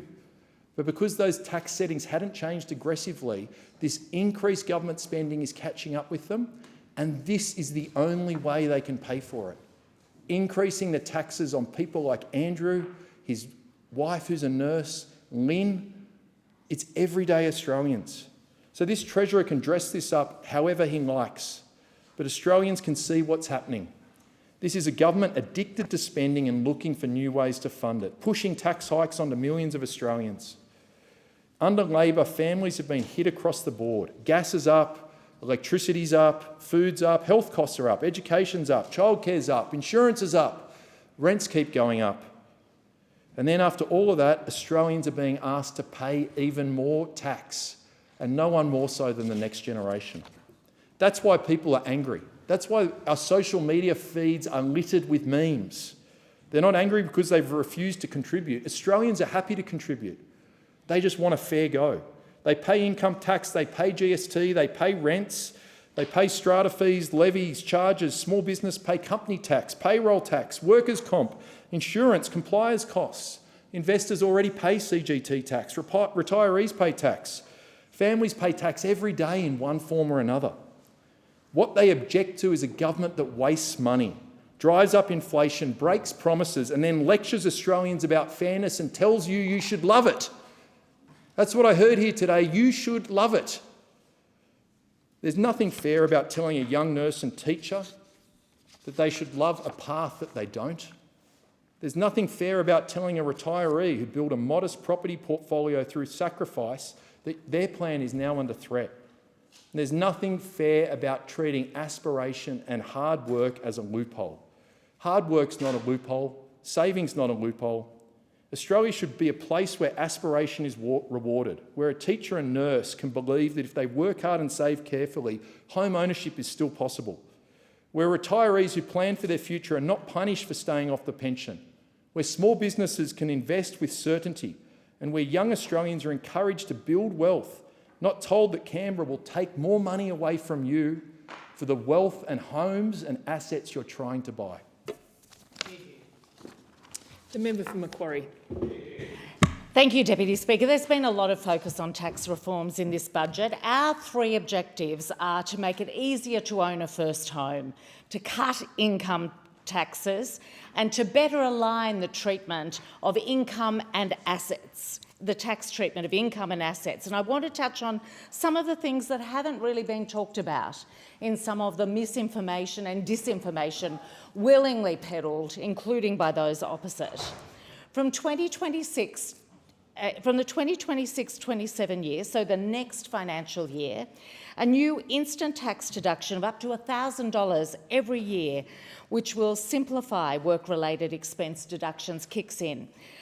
This will deliver 6.2 million workers an average tax benefit of $205 for that year.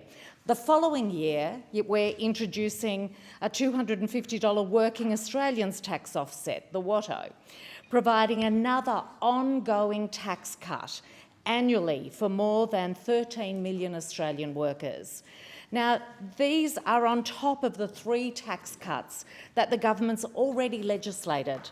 From the 1st of July this year, the 16% tax rate on taxable income between $18,201 and $45,000 will drop to 15%. From July the 1st, 2027, that tax rate will drop to 14%. As this flows through every single tax bracket, it means every single Australian taxpayer will receive a tax cut of up to $268 from the 1st of July, then $536 every year from the 1st of July 2027 compared to the current tax settings, or actually the 2024-25 tax sessions. So every budget we've embedded these tax cuts. Small, affordable and meaningful, and they build up over time. For an Australian worker on average earnings, the combined benefit of the government's 5 tax cuts that started back in 2024 could be up to $2,816 a year, helping every Australian worker keep more of what they've earned. These cuts also help every single sole trader running a small business. Since the Treasurer handed down this budget, I've been talking to local small businesses about some of the practical measures that will benefit them in this budget. We've permanently extended the $20,000 instant asset write-off from July this year. This allows small businesses with turnover of up to $10 million to immediately deduct eligible assets costing less than $20,000 off that year's tax return. You can claim more than one asset, which helps businesses make their investment decisions with confidence. This is estimated to improve cash flow for small businesses by around $890 million over the next 5 years. These are testing trading conditions for some businesses, and from July, eligible companies that make a loss in the current income year will be able to use that loss to get a refund against tax paid in the prior 2 income years. This will benefit up to 85,000 companies, mostly small businesses. And we're also introducing loss refundability to support new start-up businesses. From 2028-29, small startups in their first 2 years of operation will be able to get a refund for tax losses up to the value of the fringe benefits tax and withholding tax paid on employee wages. This will benefit up to 25,000 young companies each year, providing valuable cash flow support.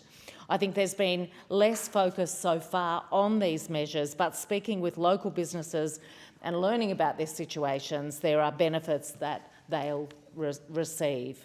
Deputy Speaker, one of our stated aims in this budget is to make it easier to own your first home. It's something I did as a matter of course in my 20s when I started earning a full-time wage. I remember the joy of being able to put whatever I wanted on the walls, to paint, to change things, and to have the sense of security that having your own place brings. I think younger generations deserve to be able to make the same choice without being forced to gamble on the stock market to build their deposit. They should have an even playing field, but right now, and for many, many decades, would-be first home buyers have been up against it because it's been an unfair playing field tilted towards people buying their second, third or 13th property. In this budget, we're reforming negative gearing and capital gains tax concessions to level that playing field for first home buyers. But grandfathering arrangements remain for some of the measures to respect the decisions that current investors have made. And if investors still want to use negative gearing on property into the future, they can do so on new builds so that their investment goes towards creating more housing supply. These changes are estimated to support an additional 75,000 homeowners over the decade to get their own first home. And I want our kids and grandkids to be able to realise the dream of owning their first home. That's the purpose of this and the housing measures in the budget. It's the most ambitious housing agenda in decades. We're extending the ban on foreign investors buying existing homes until mid-2029, and we're establishing a new $2 billion local infrastructure fund to help governments and state utilities build essential infrastructure to support new housing, including by connecting those essential services like water, power, sewerage and roads.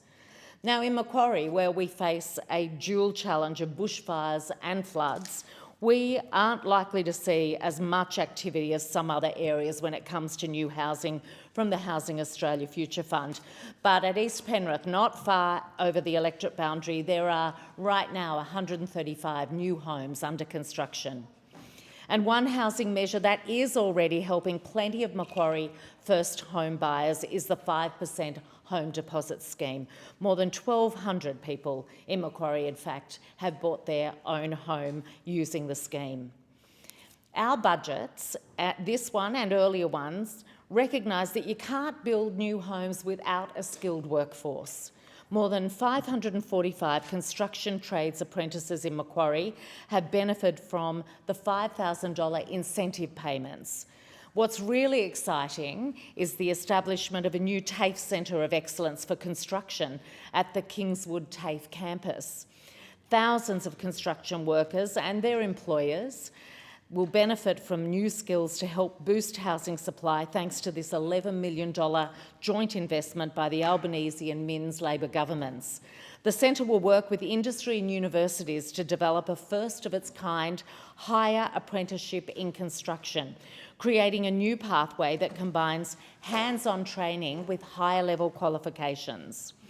Over the next 2 years, the Construction TAFE Centre of Excellence will deliver more than 20,000 enrolments across micro-skills and micro-credentials via online and in-person training.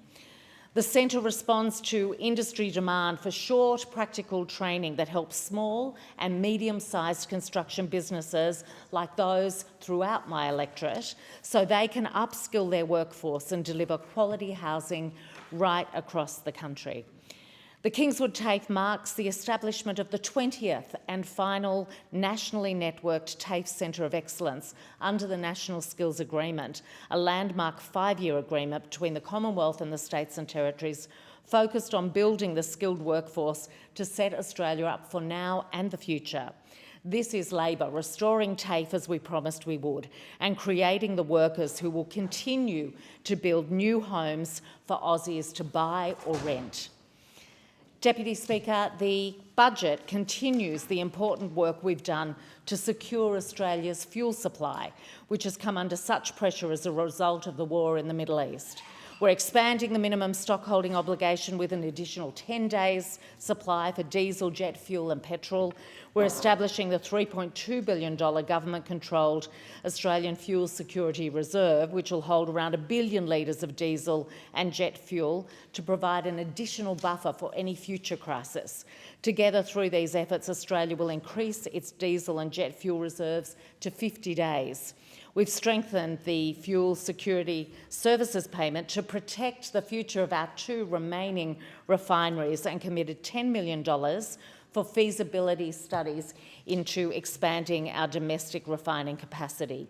Since the budget, we've been able to announce a number of fuel deals, including 150 million litres or 900,000 barrels of additional diesel in 3 new shipments through partnerships with Ampol, Viva and regional supplier IOR.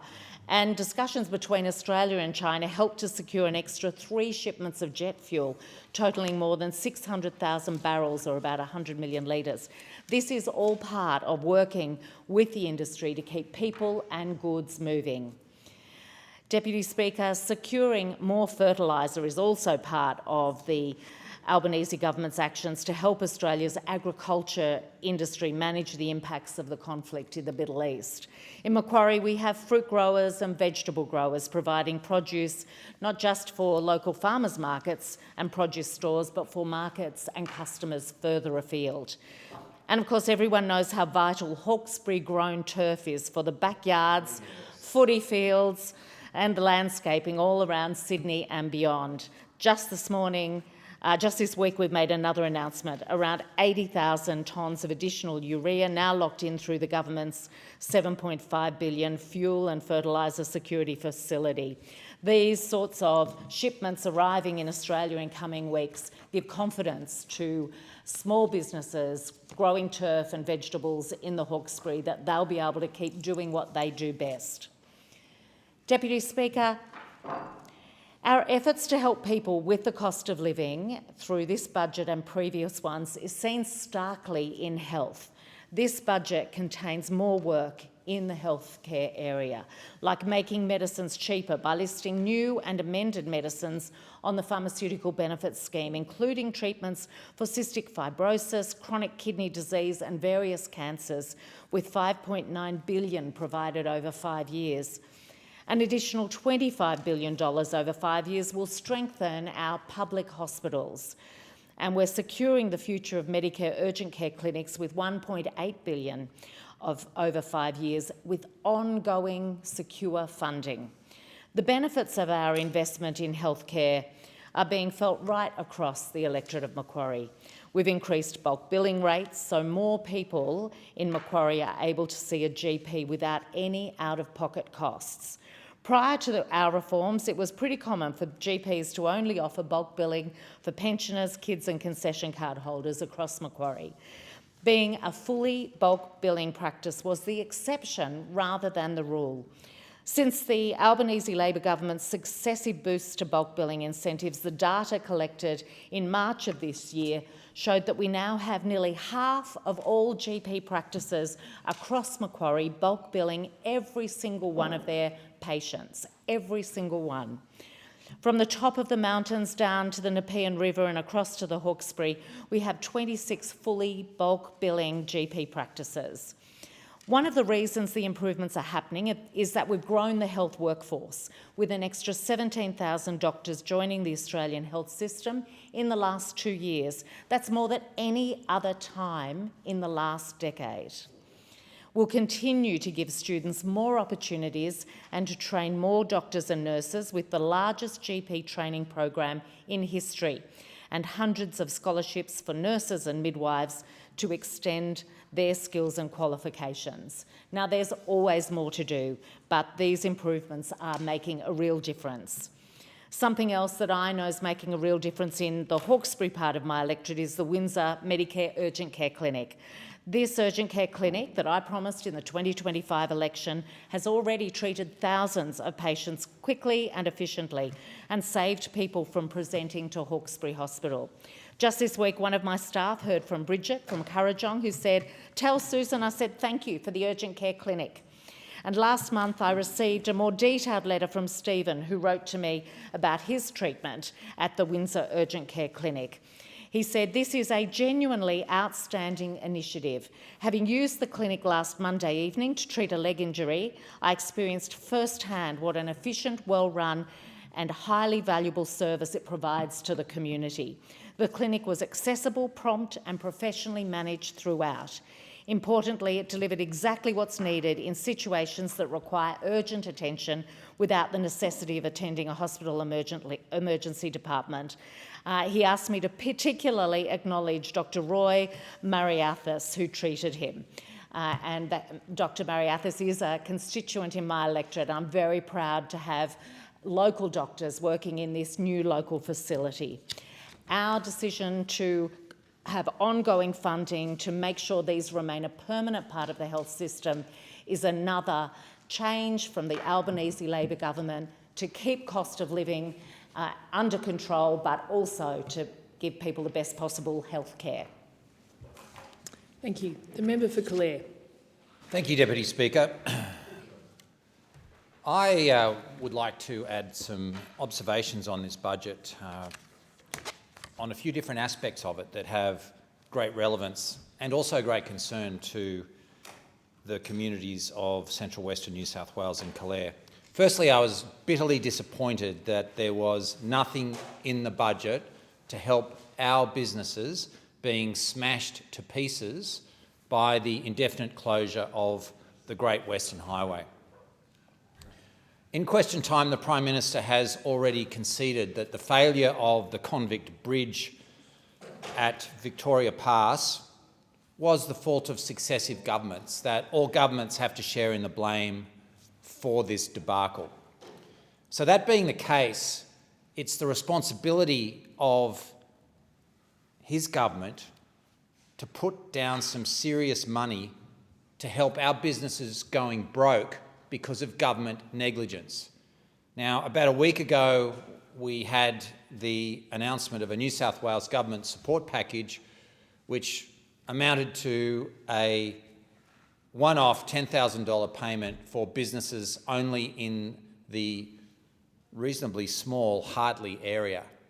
And quite frankly, that announcement has been met with extreme disappointment right across the region, but particularly in the areas most affected by this unbelievably negligent closure that is the fault of governments who have kicked this can down the road for many, many years. When I spoke to business owners about it last week, they said $10,000 wouldn't even cover the wages bill for a week, or in one case a fuel bill. I was at one local business and I was waiting for the business owner to come, and the employee said, "You know what, I'm just very worried that I'm not even going to have a job in a week. We've got business owners selling homes because of this closure." And I think that if this was happening in a city seat, they'd be moving heaven and earth to help. But because it's out in the country, just 65 k's over the other side of the sandstone curtain, we're being ignored. And the business support package that the New South Wales government has put on offer does not even cover Lithgow. Lithgow businesses are going broke as well. Local residents aren't actually going to patronise their own businesses because they're too hard to get to. It's just gridlock. There's over 12,000 extra vehicle movements a day in Lithgow at the moment. It's hell. And I don't think the state and federal governments are doing enough. Plain and simple, they're not doing enough. And this was a glaring oversight in the federal budget, and it's very galling for our communities to think that just over the eastern side of the sandstone curtain they can open gleaming new expressways to the new Sydney airport. We can open multi-billion-dollar expressways up the north coast and down the south coast. But when it comes to the western side of the Great Dividing Range or the Sandstone Curtain, they expect us to make do with a patch-up job of a bridge built by a convict chain gang in 1832. It is completely and utterly unacceptable. We are being treated as second-class citizens. No wonder there is such anger and resentment in regional communities at the moment when we are being treated like this.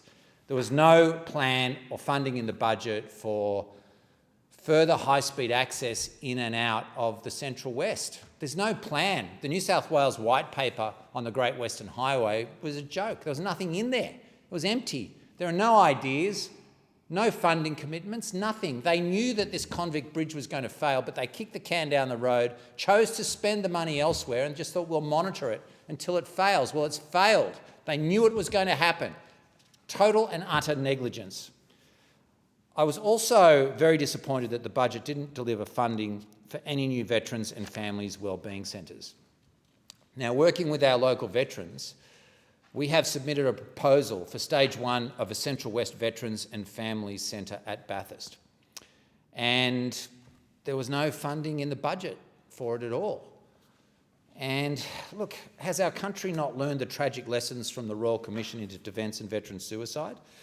Now, the Minister for Veterans Affairs, whom I have a lot of respect for, he's been out to Bathurst and met with members of the Bathurst RSL sub-branch.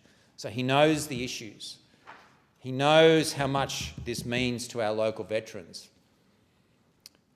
The Bathurst RSL sub-branch is also willing to co-fund part of this Veterans and Families Wellbeing Centre. Like, they're going to pay for some of it, but we just don't seem to be able to shake any money out of the federal government. So I would like to meet with the Minister for Veterans Affairs about it, and I would like him to meet with our local veterans again to explain to them what's going on with the funding here, because there can be no argument that our local veterans need this funding to support the growing cohort of veterans in our region. There's hardly any support for them west of the Great Dividing Range. Our veterans have put their lives on the line for us and their welfare, and it's being ignored and overlooked. It has to be of the highest priority for our country and also our region. So I would ask the Minister for Veterans Affairs to have a look at what's happened with the funding for the Veterans and Families Wellbeing Hubs and get some more funding going. They're not asking for much, but it needs to start. Now, in the federal budget, $6 million was allocated towards the construction of the Orange Planetarium and Conservatorium, including teaching spaces. While this is a positive outcome, it also comes with a warning, because it is my hope that Council uses this funding in a productive, open and transparent manner. In 2019, I secured $10 million to kickstart the new conservatorium, and there is nothing worse than seeing hard-won funding frittered away through mismanagement and defective work. We cannot have a repeat of the debacle that is the Orange Regional Sporting Precinct, where I believe an independent inquiry is needed to get to the bottom of what's gone on there. I won't go into detail in this contribution, but I may well do so in a further contribution to this House.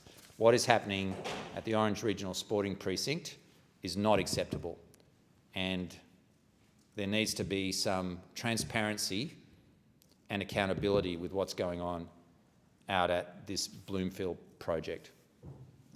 Now, when it comes to changes to private health premiums, this budget, it does hit older Australians and regional families.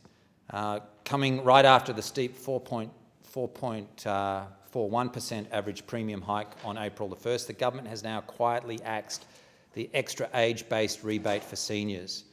So starting from April 2027, the enhanced rebate for over 65s will be slashed to a flat 24%, treating retirees on fixed pensions the same as younger earners, and directly hitting over 3 million older Australians. And it will be a real kick for our fixed income seniors. And while the government hides behind averages, a 4.41% premium rise adds roughly $167 a year for individuals and $330 a year for families on gold cover, with some major funds hiking prices by up to 6%. I mean, for our regional seniors who need comprehensive care, the data shows that gold policies often jump by 11% to 12% when insurers restructure. So these are vulnerable people in our community who are now going to have to choose between buying groceries and keeping their health cover. And if seniors are forced to drop their private health cover, it will have a massive impact on our hospital system, which is already overstretched. Let's talk about the capital gains tax and changes to trusts and also negative gearing. If government wanted to bring changes to the tax system in, it should have had the courage of its convictions and put it to the Australian people at a general election. And it chose not to do that. And it's why people lose faith and trust in politics and government institutions and political parties, because governments aren't upfront and honest with them. You've got the changes also affecting the way that a lot of young people invest through crypto and exchange-traded funds and micro-investing apps. All of these hit young people in significant measure. And these are the very people the government says that it is trying to help through its tax changes. Well, just put them to the people. Like, what could be more simple than that? Don't try to hide it as you run into an election and then hit everyone with it afterwards. So this is a huge issue for people of all ages, not just young people, not just older people, but all Australians. And there is real anger out there, including amongst the business community, that are very worried that they're just going to be hit with this new capital gains tax, and they're asking, well, what is the point in taking risk? What is the point in fostering enterprise? What is the point in employing people? What is the point of following your dreams and building something if the government is going to take almost half of it at the end of the day? I mean, it's a great point. If we want businesses to drive the economy and everyone says, yep, small business is the engine room of the economy, well, let's support them and let's give them some tax measures that actually support what they're doing rather than penalise what they're doing.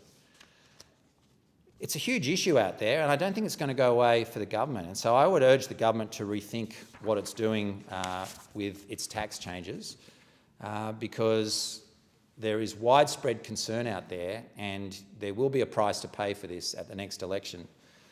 Another glaring omission from the budget was the failure to impose a 25% tax on gas exports.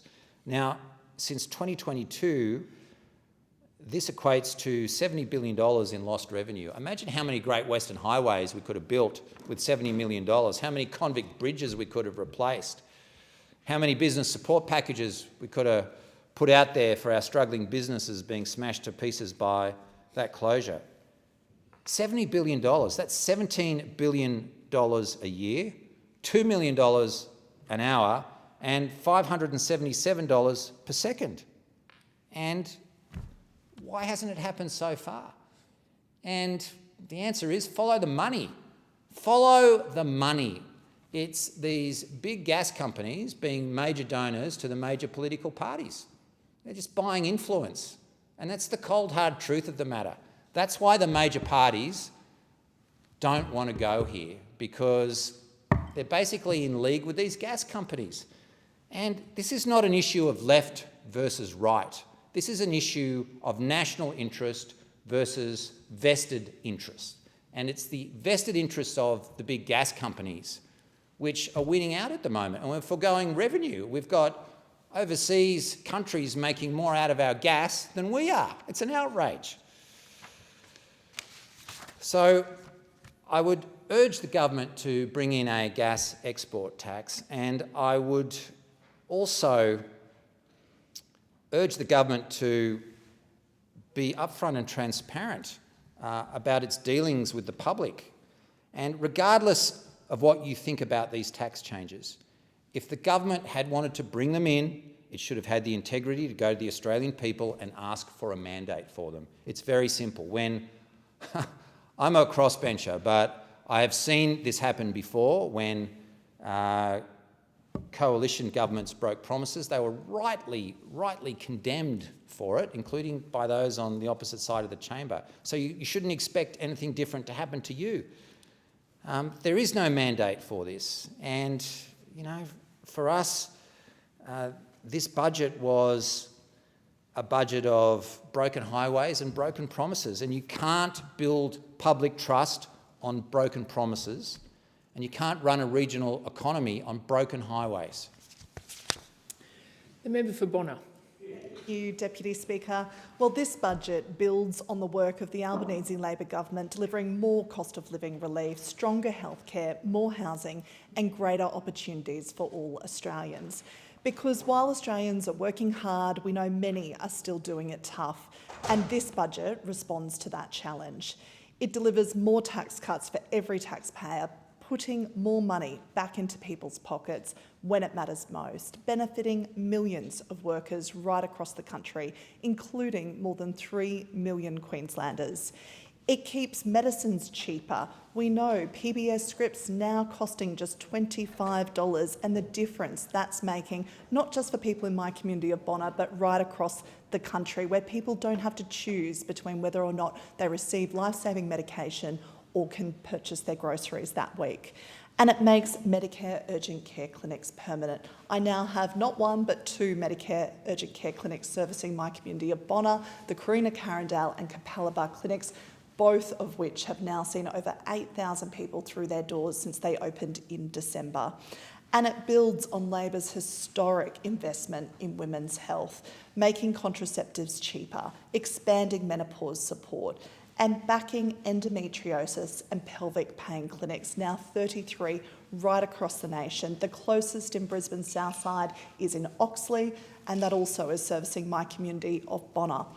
It backs skills and opportunity through fee-free TAFE, supports apprentices, strengthens childcare through Labor's 3-day guarantee, and continues making housing fairer for first-home buyers. This is a budget helping Australians with the pressures they face today while building a stronger future for tomorrow. Deputy Speaker, when you work hard, when you save your money and you're doing all the right things, you should have a fair shot at owning your first home. But for too many Australians, home ownership feels out of reach. And that is exactly why the Albanese Labor government is taking sensible action to make housing fairer. We are backing first home buyers through the 5% deposit scheme, helping more Australians buy a home sooner without the need for an enormous deposit. And over 500 people in my community of Bonner have already accessed the 5% deposits, and they are now in their very first home. And we are helping build the homes Australia needs. Recently, the Albanese Labor government announced support for more than 50,000 new homes in Queensland, including more than 20,000 that will be exclusively for first home buyers. That is helping to unlock housing supply and get people into their own homes sooner. And we are also making sensible changes to negative gearing and capital gains tax arrangements to better support new housing supply and help level the playing field for first home buyers. Because aspiration should not be reserved for those who already own property. It should be available for the next generation as well. Deputy Speaker, I wanted to share a story today of a local mum, Zoe, who shared with me exactly why Medicare urgent care clinics matter and her experience at one of our 2 clinics servicing my community of Bonner.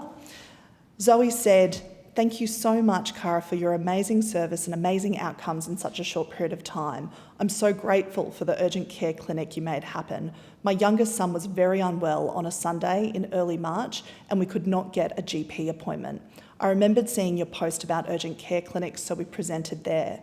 We were taken care of by a wonderful nurse and GP and didn't have to wait more than an hour. We were then redirected to the Children's Hospital because our little one ended up having scarlet fever and required a hospital stay of 3 nights. But the ability to access the urgent care clinic was such a great relief to me, my sanity and the well-being of my youngest. Thank you from the bottom of my heart. Your hard work, dedication and getting things done have made a real positive impact on your constituents and wider community." Thank you, Zoe, for providing that feedback about our urgent care clinics. It is wonderful to see that they are now a permanent feature of our Medicare system. And across the country, of course, these clinics have already seen more than 3 million presentations since opening in 2023, helping Australians get free urgent care when they need it most. As I said before, our local clinics, over 8,000 people through the doors since December. This is also building on our agenda to strengthen Medicare with more bulk billing GPs. And in Queensland, the bulk billing rate has now increased to 79.5%. In Bonner, GP clinics that are bulk billing have doubled. I'm really proud to be part of the Albanese Labor government delivering practical healthcare right across Bonner and, of course, across the country. Because when people need care, help, of course, should be there. Deputy Speaker, good climate policy should not just be good for the planet, it should help families save money too. And that's exactly what the Albanese Labor government is doing with our Cheaper Home Batteries program. Already, over 3,000 home batteries have been installed across Bonner, helping local households cut energy bills by storing cheaper, cleaner power at home. Because for families doing it tough, lower power bills do matter, and practical action on climate matters too. For too long, these conversations have been framed as an either-or, but the truth is good policy can be both, and it can help thousands with cost of living pressures while supporting a cleaner, more reliable energy for the future. That is why Labor is backing these practical solutions that help families save money and, of course, strengthen Australia's energy system at the same time. And in my community of Bonner, local families are already seeing the benefits because climate action should not feel out of reach, it should feel practical, it should make life easier, and it should leave the next generation with a cleaner, stronger future. Deputy Speaker, healthy men and boys are built in communities, not in isolation. They are built through connection, positive role models, belonging and support. Recently, I had the privilege of hosting Assistant Minister for Social Services and the Prevention of Domestic and Family Violence, Jed Carney, and Special Envoy on Men's Health, Dan Rapicoli, as part of the National Healthy Men Community Conversations project. We began with a local roundtable bringing together service providers, community organisations and frontline workers to hear directly about the challenges facing men and boys in our community. And then later we were joined by over 100 community members at the Wynnum Manly Men's Shed for a broader conversation about what it means to support healthy men and boys. We spoke about the kind of community we want to build for men and boys, one where help seeking is encouraged, connection matters, respectful relationships are modelled, and young boys grow up with positive role models around them. We know many men are facing challenges from loneliness, mental health struggles, social isolation and disconnection. Conversations like these encourage connection, support help seeking and, importantly, help shape future government policies and better programs to support men and boys. I'm so pleased that we were able to host the very first of these community conversations in my community in Bonner, and I know that the rest of Australia will benefit from these conversations as they travel right across the country. I also want to thank the Wynnum Manly Men's Shed for hosting us at their shed and for the delicious barbecue that included not just a sausage sizzle but also kebabs for a lovely surprise. Deputy Speaker, it is also National Reconciliation Week, and this year's theme, All In, is a reminder that reconciliation is not passive. It requires all of us to keep listening, learning and working towards meaningful change. But reconciliation is not only about reflection, it is also to be backed by action.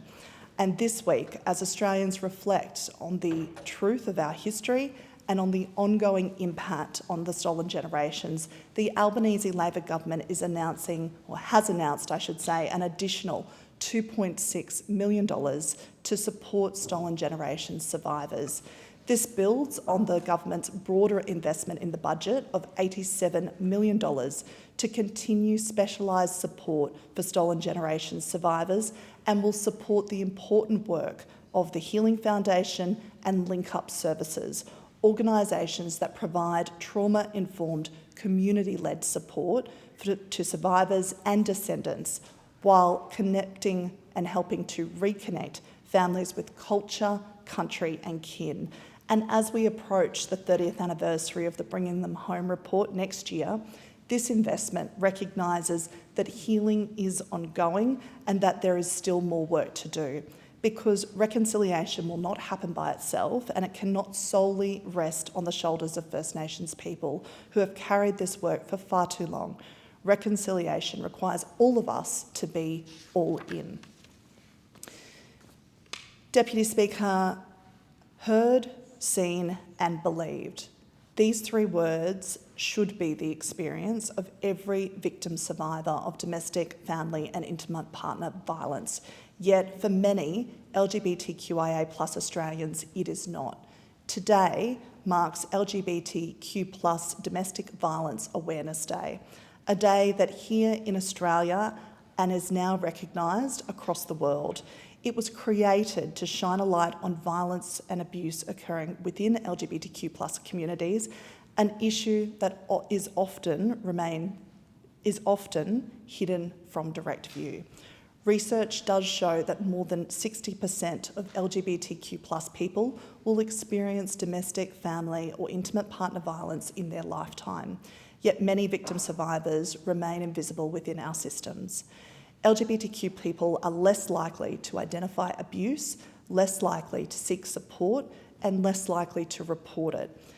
Many victim survivors fear discrimination, not being believed or worry their experiences will be misunderstood, creating real barriers to reaching out for help or accessing mainstream services. Today, I was so proud to join the Domestic Violence Awareness Foundation and to work towards creating change for this community. Through practical tools, education and free resources, including their See, Hear, Here Believe campaign. They are helping workplaces, frontline services and communities better recognise abuse and support victim survivors. These resources are available for free online through the Foundation's website, helping more people access support and information when they need it. No one should feel invisible when seeking safety. Every person, regardless of their sexuality or gender identity, deserves to live free from violence, to be seen, to be heard, and of course to be believed. Deputy Speaker, today actually is also Public Education Day, an opportunity to recognise the incredible role our public schools play in communities like mine in Bonner and of course right across Australia. Schools are not just places of learning, they are places where young people build confidence, discover their strengths and shape their future. That is why this budget delivers an additional $20 billion investment into our public schools. We are fixing the funding of our schools and tying it to real practical reforms that will help students succeed. Things like Year 1 phonics and numeracy checks to make sure children are getting the foundational skills that they need early. Small group tutoring to help students who fall behind catch up, keep up and finish school. And practical support to help teachers focus on what they do best, teaching. Every parent wants their child to have the best start in life, and every child deserves the opportunity to succeed no matter where they grow up or what challenges that they face.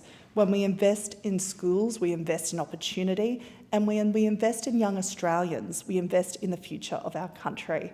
I also had the honour of hosting our Education Minister, Jason Clare, in my community of Bonner, where we visited Wynnum State High School, and we heard firsthand from students about their aspirations and, of course, the needs of the Wynnum State High School community. I want to thank the Minister for his commitment to hearing firsthand from my community, and the additional $20 billion in this budget is a wonderful outcome and just extremely welcomed by my community back home.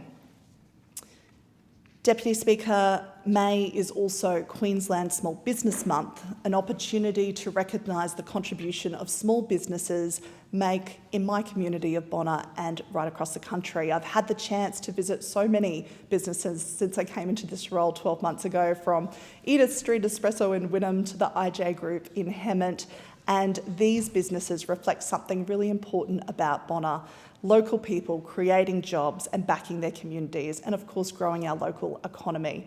I know many small businesses are doing it tough, but that's why in this budget, practical support for small businesses with $3.5 billion in new business tax relief measures. That includes making the $20,000 instant asset write-off permanent, giving businesses more certainty to invest, with around 830,000 Queensland businesses eligible. I thank the member. The call to the member for Barker. Thank you, Madam Deputy Speaker. Well, Madam Deputy Speaker, the member for Bonner has just updated the House in terms of her time spent with small businesses across her electorate, and I commend her for doing that. Someone else in this place has been really busy with respect to small businesses too. He's been popping up in my feed, not once daily, but continuously. The Prime Minister seems to have visited almost every startup operating in Australia. I see him in plumbing businesses, I see him at cafes, I see him at tech startups. He has, Madam Deputy Speaker, been a busy man. He takes a selfie on every occasion. Well, at least that's what I thought. But then my friends told me this was kind of AI-generated kind of spoof, which I thought was funny, but in any event, I couldn't help the invitation that the member for Bonner offered me at the end of that contribution, talking about her time with small businesses.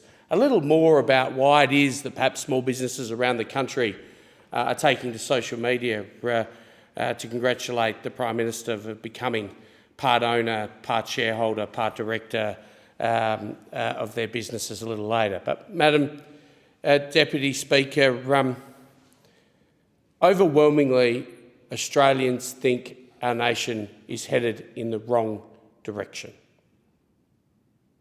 I don't think anyone could argue with that. Now, it might be, and and it is the case that very many of them are struggling. And I see and feel that every day in my electorate. And imagine the sense if you are doing it tough, struggling to make ends meet, making the choice between heating or eating. You sit down on budget night, you turn on the television and you listen in to what the Treasurer has to offer. A budget that confirms record spending, the highest taxes the government has ever levied on the Australian people, a series of broken promises. But then comes the end of the speech, Madam Deputy Speaker, and Australians in their lounge rooms watching this coverage saw an Australian Labor Party stand up and cheer. Now, I've got to tell you, more than one of my constituents has spoken to me about how that really got under their goat. In fact, I've had people who say to me, Tony, I'm a constituent of yours, I've never voted for you, I probably never will, because I'm a rusted-on Labor voter, but it really stuck in my craw to watch the political class, the governing class of this country, cheer. Cheer higher taxes, more spending, broken promises. And that's why when we read today, Labor were expecting the fallout for this budget, I call BS. In any event, I'll speak more of that, Madam Speaker, in a minute. I want to take this speech to the things that perhaps my electorate were desperate to see in the budget, but sadly didn't. Madam Deputy Speaker, we share a constituency that includes wine grape producers. You would know, as I do, the industry is doing it tough. That is perhaps the understatement of the day in this building. I think the industry has done it tough for a very long time, but is now at the point of catastrophe.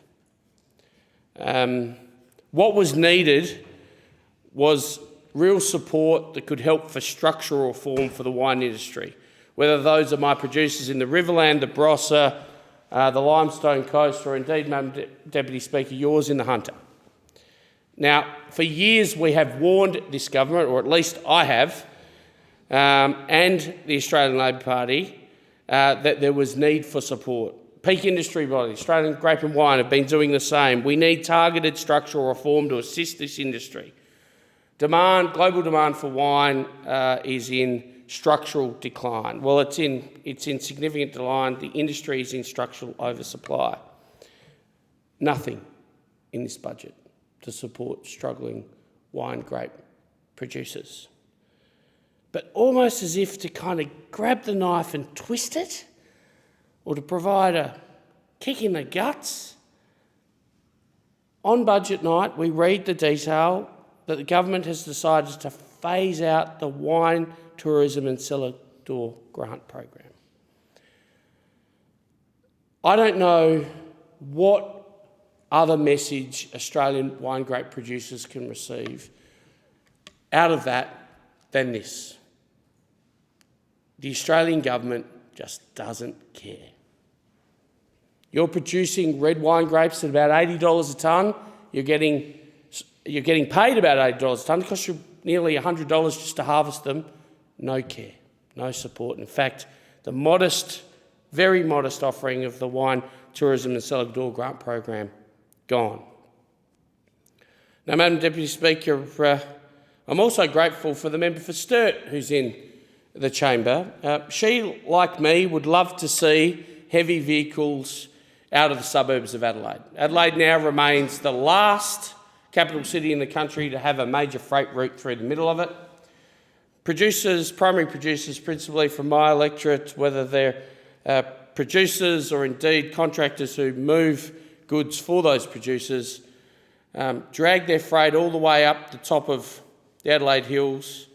Under great stress, they come down at a controlled speed, only to arrive and to be blessed by the suburbs of Adelaide, driving 60-metre long 60-tonne B-doubles across along causeways that include very many schools, traversing the electorate of the member for Sturt and others on the way to Port Adelaide. We have got to get those trucks out of those suburbs. And the way to do that is to build the Greater Adelaide Freight Bypass. We can take trucks off at Monardo, we can send them along Sedan, Cambrai, around bypasses around those towns. We can duplicate the Swamport Bridge. We can build the Truro Bypass. I shouldn't get distracted, but I have been. The Truro Bypass, of course, that project that was ready to go, shovels in the ground before the Minister for Infrastructure ordered a review. That review cancelled that project, crushing the work that had been done to get that project not just shovel ready, but equipment there and ready to go. But in any event, we have to build the bypass. Nothing in this budget for that. Nothing in this budget for that. And you know, I was also surprised because when this side of the House were in government and when there were offerings in the budget for transport infrastructure, we would hear criticism coming from SA Labor. I've heard nothing. No criticisms about, well, there's been criticisms, the front page of the Advertiser, of course. There's been plenty of criticism, but we haven't seen the Premier, the Treasurer of South Australia stand up and call this out. Perhaps because we won't have a South Australian election for a number of years hence. But the truth is we're not going to see the Greater Adelaide Freight Bypass in this term of government. In fact, my prediction is we won't see it for a very long time, and certainly aspects of it that were ready to go, and that budget, this budget confirmed that. Madam Deputy Speaker, those opposite like to champion what was in the budget for health. I've been championing a headspace for the community of the Barossa for a very long time. I was hoping it might find its way into the budget, but nothing for Headspace Barossa. Madam Deputy Speaker, perhaps your electorate office, like mine, receives any number of complaints about mobile phone reception. In fact, it remains the #1 issue that constituents raise with my office. This budget cut $21.4 million from regional communications funding. The budget acts the Better Connectivity Plan for regional and rural Australia, including future rounds of the Mobile Black Spot Program, the Regional Connectivity Program, the On-Farm Connectivity Program, disaster and communications resilience measures, the regional tech hubs and the national audit of mobile coverage. Labor, Madam Deputy Speaker, is treating regional Australians like second-class citizens. A division has been called for in the House. The proceedings are suspended to enable honourable members to attend the division. The proceedings will resume when the Chair of the Federation Chamber is resumed at the conclusion of the division or subsequent divisions.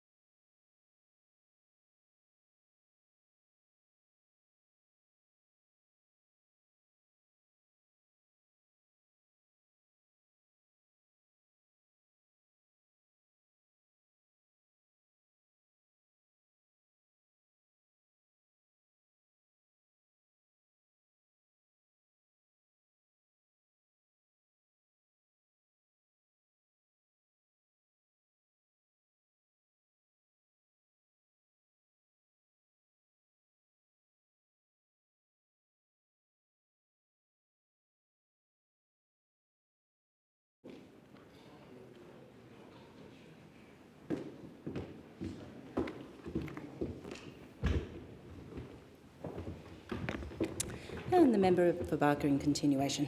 Thank you, Madam Deputy Speaker. Before we were rudely interrupted by the bells, I was bemoaning the silence that has emanated from the South Australian Labor government regarding the disappointment for South Australians with respect to this budget, particularly around infrastructure spending, which is something in the past they've been quite muscular about, particularly when there were coalition governments, but, you know, silence.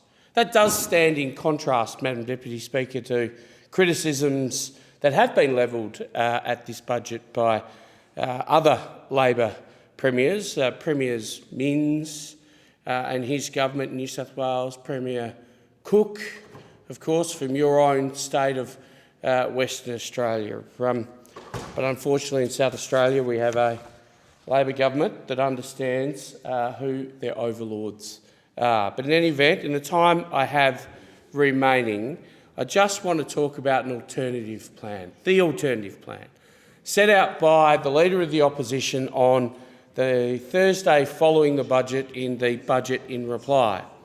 The centrepiece of which, of course, is the tax-back guarantee. There's an infinite tax revenue glitch, if you like, here in Canberra. It's called bracket creep. Very few people perhaps fully understand it. They certainly don't understand the scope of what it does. But effectively, as inflation rages, wages try to keep pace with prices, people receive wage increases, but of course that puts them into higher and higher and higher tax brackets. Now, governments love bracket creep because it's the silent killer in the night. It's the silent hand that fills up government coffers. Well, we've said we'll end bracket creep. We will index income tax thresholds to inflation because that is the fair and appropriate thing to do, not these one-off kind of handouts in terms of the working Australian tax offset. That's not the fair way of doing it. The fair way of doing it is to index income tax to thresholds. We've also indicated that we'll cap migration based on how many homes Australians build. It makes sense, Madam Deputy Speaker. You can only invite as many people to your country as you can appropriately house. Madam Deputy Speaker, on Budget in Reply night, we also squared it with the Australian people. That, surprising to many, particularly in my electorate, an amazing amount of feedback about this, that there are no less than 17 welfare payments that are made available to non-citizens in this country. Now, to be clear and to avoid the scare campaign that is obviously emanating from places in this building, every single individual who is currently in the country will be grandfathered. But what we're messaging is that if you want to come to Australia, then we will, as Australians, commit to you once you commit to us in the form of becoming citizens. Madam Deputy Speaker, I think the element of this budget, which is perhaps Budget in Reply speech, which is perhaps not referred to enough, was the Future Generations Fund. I talked earlier about the revenue glitch that happens in this place in terms of bracket creep. There's another one. Treasury officials reasonably and appropriately take a very conservative approach when they're setting commodity prices in the budget. We wouldn't like to overestimate those things and be underwhelmed at the end of the financial year. But what happens consistently, Madam Deputy Speaker, is that we realise commodity prices much higher than those which are forecast in the budget papers. That revenue comes in, of course, in the form of higher company tax receipts. But instead of that money being squirreled away to pay down debt or to build productive infrastructure, which are the two things that we will do with those windfall gains, those opposite have consistently spent all of those windfalls in the year in which they are received. That's not how you build a nation. That's not how you pay down debt. That's how you end up with a budget which represents the highest spend and tax budget this nation has ever seen. At a time when Australians are doing it tough, those opposite celebrated on budget night, celebrated a budget of broken promises, a budget of higher taxes, with more spending and less to see for it. Can I give the call to the Assistant Minister for Immigration, Foreign Affairs and Trade? Thanks, Speaker. There's three challenges facing the Australian economy. Unaffordable housing market, low productivity growth that is hampering increases in living standards, and a demographics challenge associated with an ageing population.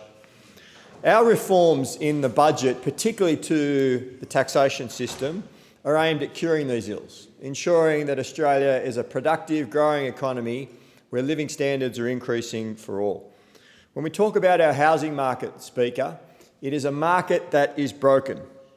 When a nurse, a teacher, a police officer, an early child educator is paying more tax than someone who is earning millions of dollars in buying and selling assets, then the system is broken.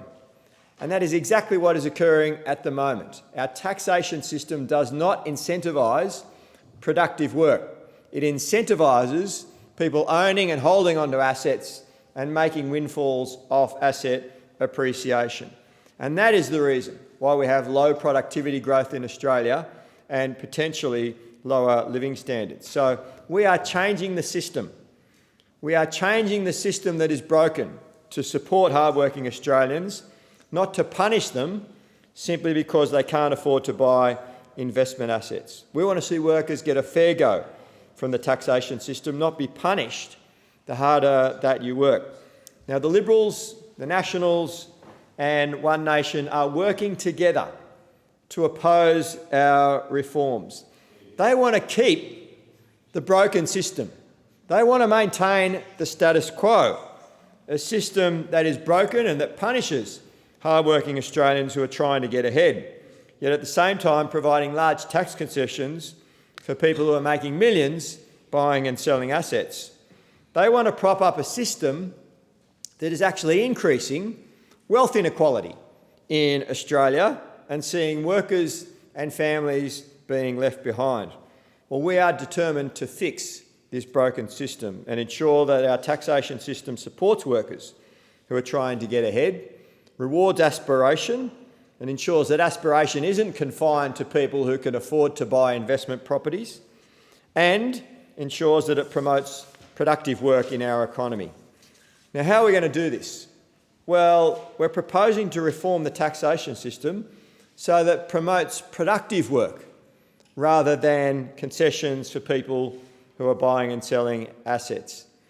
And one way that we're going to achieve this is by reforming negative gearing in the property market. Now, anyone that currently owns an investment property up until the point of the budget night is not affected.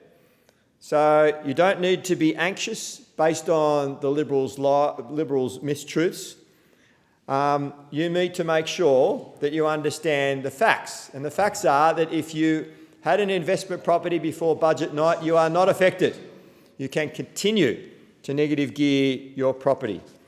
But from budget night, there will be changes in respect of negative gearing. And they are that from the 1st of July 2027, negative gearing will still be available, but for new builds.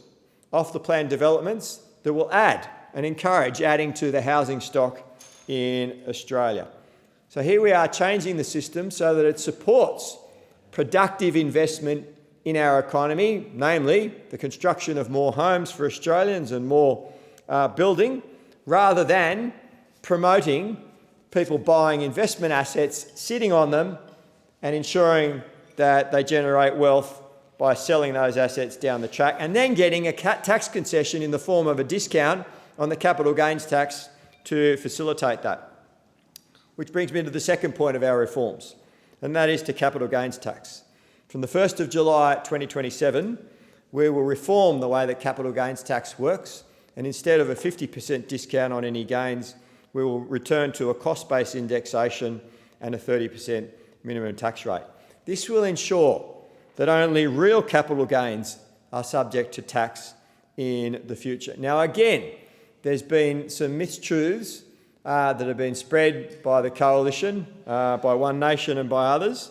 And indeed, this meme campaign that's going around that was started by a fella called Frank Greff, who during the week, last week, actually admitted that the memes that he started and has spread weren't actually truthful when he said, quote, "Not all businesses are going to be taxed at 40%, 47%. That's correct. He also said this: "That's the truth of social media. Unfortunately, the more nuance you have, the quicker someone will scroll past and not really care about what you are saying." So here you have the bloke who actually initiated the memes campaign regarding capital gains tax changes, admitting that what he was putting out there was actually false and not truthful. Well, here are the facts about the capital gains tax changes, Speaker. Firstly, for companies. If you operate a company, there is no change. Companies never received the 50% discount on capital gains tax. Companies have always paid capital gains tax on assets that are sold at the corporate tax rate of 30% or the small business tax rate of 25%. That will not change. No change for companies.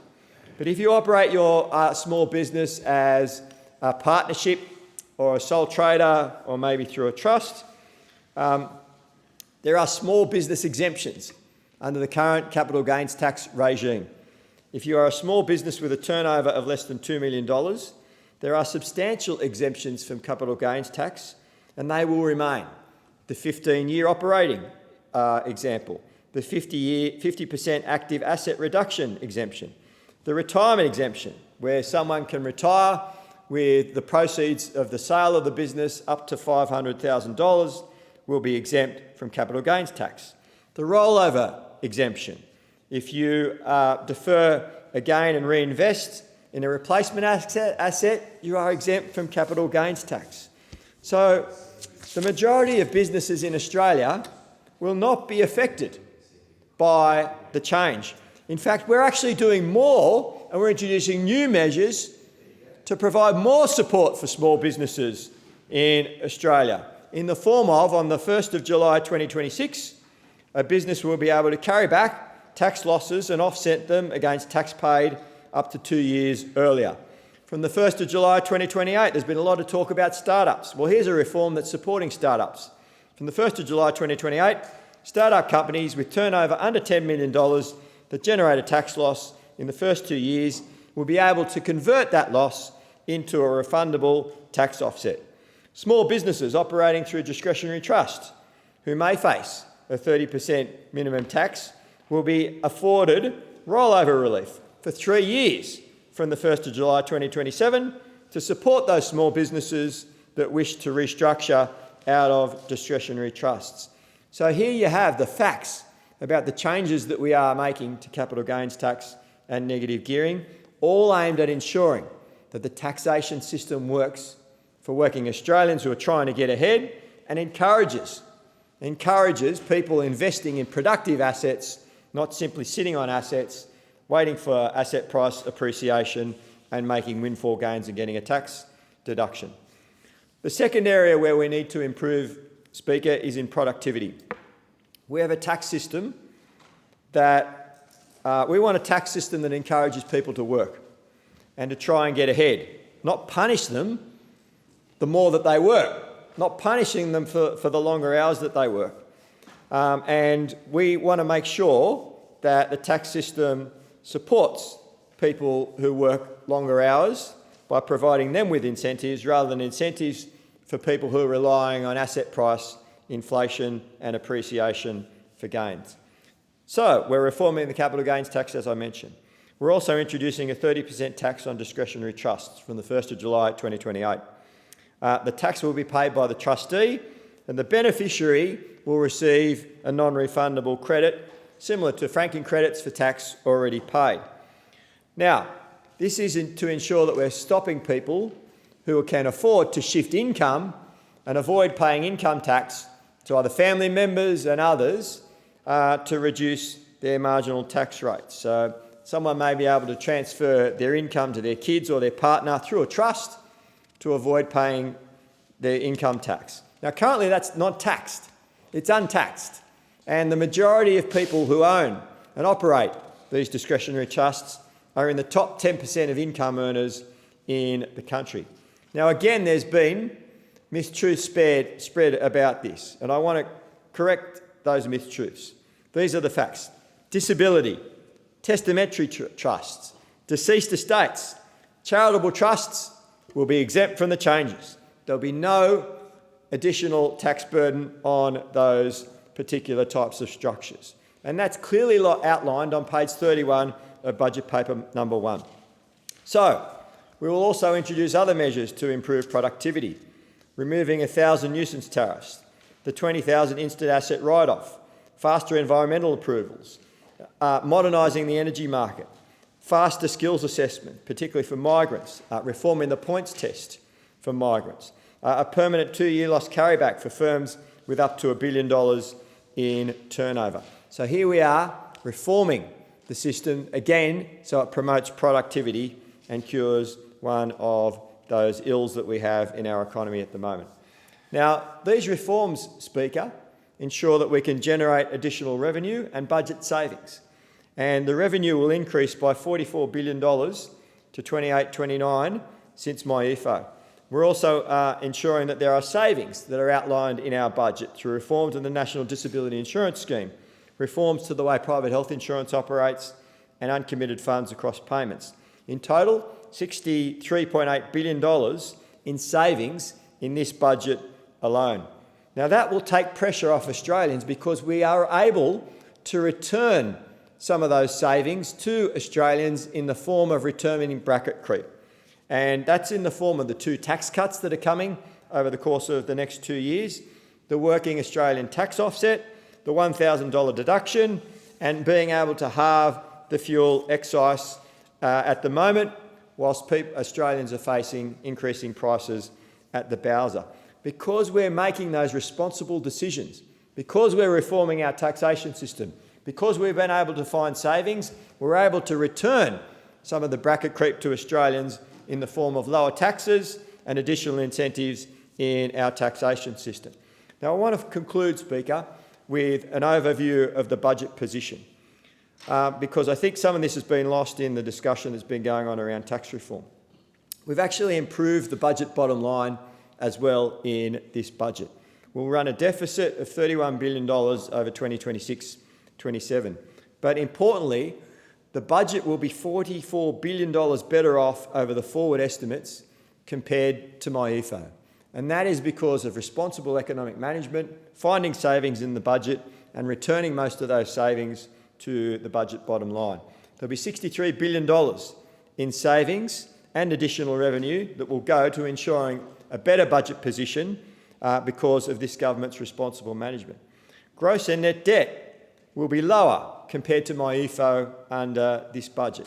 And I want to finish with some international comparisons about our budget position. And these are outlined on page 93 of budget paper number 1.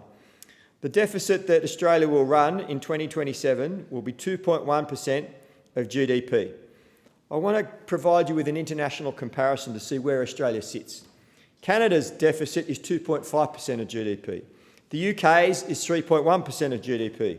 The Euro is 3.4% of GDP, and the United States is 7.4% of GDP. When you look at our budget deficit in the context of international comparisons, the Labor government is doing a sterling job in managing our nation's finances and ensuring that we're on a pathway back to surplus in accordance with the outlines that we've measured. The gross debt position is also very interesting as well, Speaker. If you look at our gross debt position as outlined in the budget, again, this is all outlined on page 93 of budget paper number 1, our gross debt is 50% of GDP in 2027. How do we compare to other nations? Well, the Euro area, gross debt is 85% of GDP. The UK, gross debt is 100% of their GDP.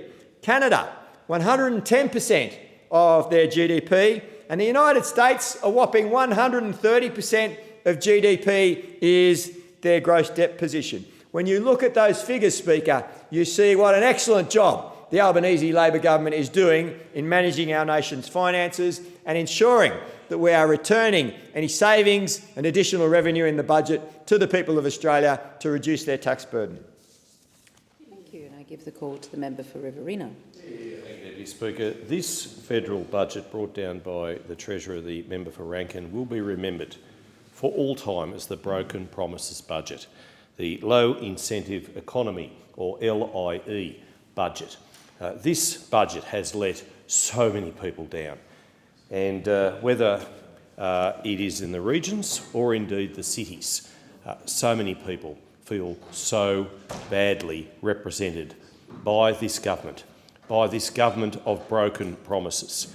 And I want to focus on the regions, because that is where the resources come from that keep the lights on. That is where the agriculture comes from that keeps the food on our tables and the fibre on our backs.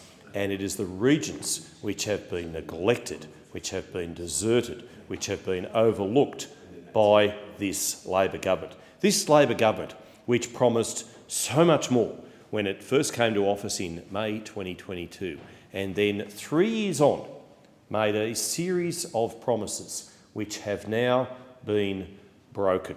A breach of faith with the electorate, which placed its trust in the government. And we talk about trusts.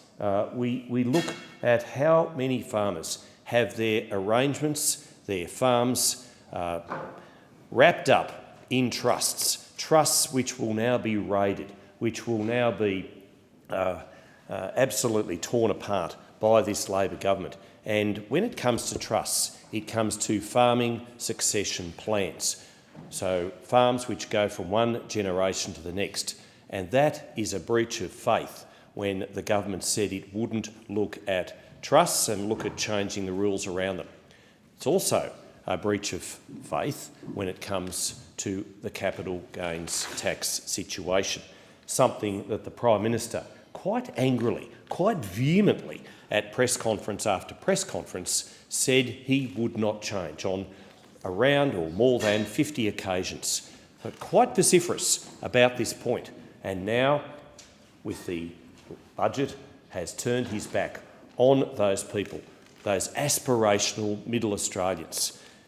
I refer to a book, 1966 publication called Men of the Murray, a book written by Gordon Wentworth Broughton, who was born in Deniliquin in that southern Riverina country in 1888. And it's a fascinating book. The author served Australia in both World Wars. He is a fine Australian. In the frontispiece, the very first paragraph says, "How little we really know of other people's lives and their jobs becomes acutely obvious as we read this story, Men of the Murray."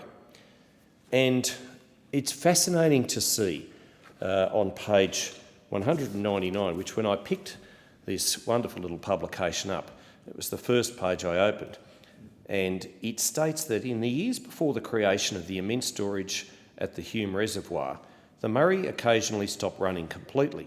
Once was in 1914, and I saw it near Swan Hill in 1923, when we stepped across a trickle 3 feet wide and 4 inches deep, flowing, in quotes, from a stagnant pool held back by a clay bar. The difficulty with the water situation is that the infrastructure around the Hume Dam, Burrinjuck and the Great Snowy Hydro Scheme, a scheme set up for irrigation, not necessarily producing electricity, is that much of that infrastructure is now near a century old. Now, you would think that a sensible, practical government with a vision to the future would be investing in water infrastructure. No, not this government. What this government wants to do is to buy water out of productive use, take it away from the farmers, yes, compensate the irrigators for doing so, but in the process distorting the water market. And who are left high and dry out of all this? Well, it's the baristas. It's the it's the hairdressers, it's the motor mechanics in those river communities. The student enrolment at Collyambley School in the past decade, Collyambley Central School, has almost halved. Hundreds of kids are now no longer being educated at Collyambley. And why? Because from that New South Wales irrigation community, set up for irrigators in the 1950s, they have deserted the area. And why wouldn't they, when you've got a government that doesn't believe in Australian-made and grown food? And obviously they don't, because they continue to buy water out of the consumptive pool. Well, we will stop that. We will stop that. Now, water for the environment is important. I'm the first to admit it. And the river communities will say that too, because without a healthy river system, they have nothing. But this government, all it believes in doing is buying more and more and more water out of the system. And for what? Much of the policy will lead to some of those low-lying areas around those river communities being flooded. And they can't push the water that they've bought out of the mouth of the Murray fast enough. And it is a concern. Well, we have a better way. We have a much more improved way of dealing with the Murray-Darling Basin plan, a plan which I moved a disallowance motion in 2012. So I have not changed my position from that day to this. The Coalition's principles are that we will end further reductions to the amount of water available for farming, jobs and productive use, targeting an increase in the amount of water set aside for farmers, towns and businesses to use in the consumptive pool to deliver a future for basin communities, and reforming the Commonwealth Environmental Water Holder to return surplus water not required to meet priority outcomes to the temporary consumptive pool for farmers, towns and businesses to use to lower prices. And that's what it does. It distorts the water market.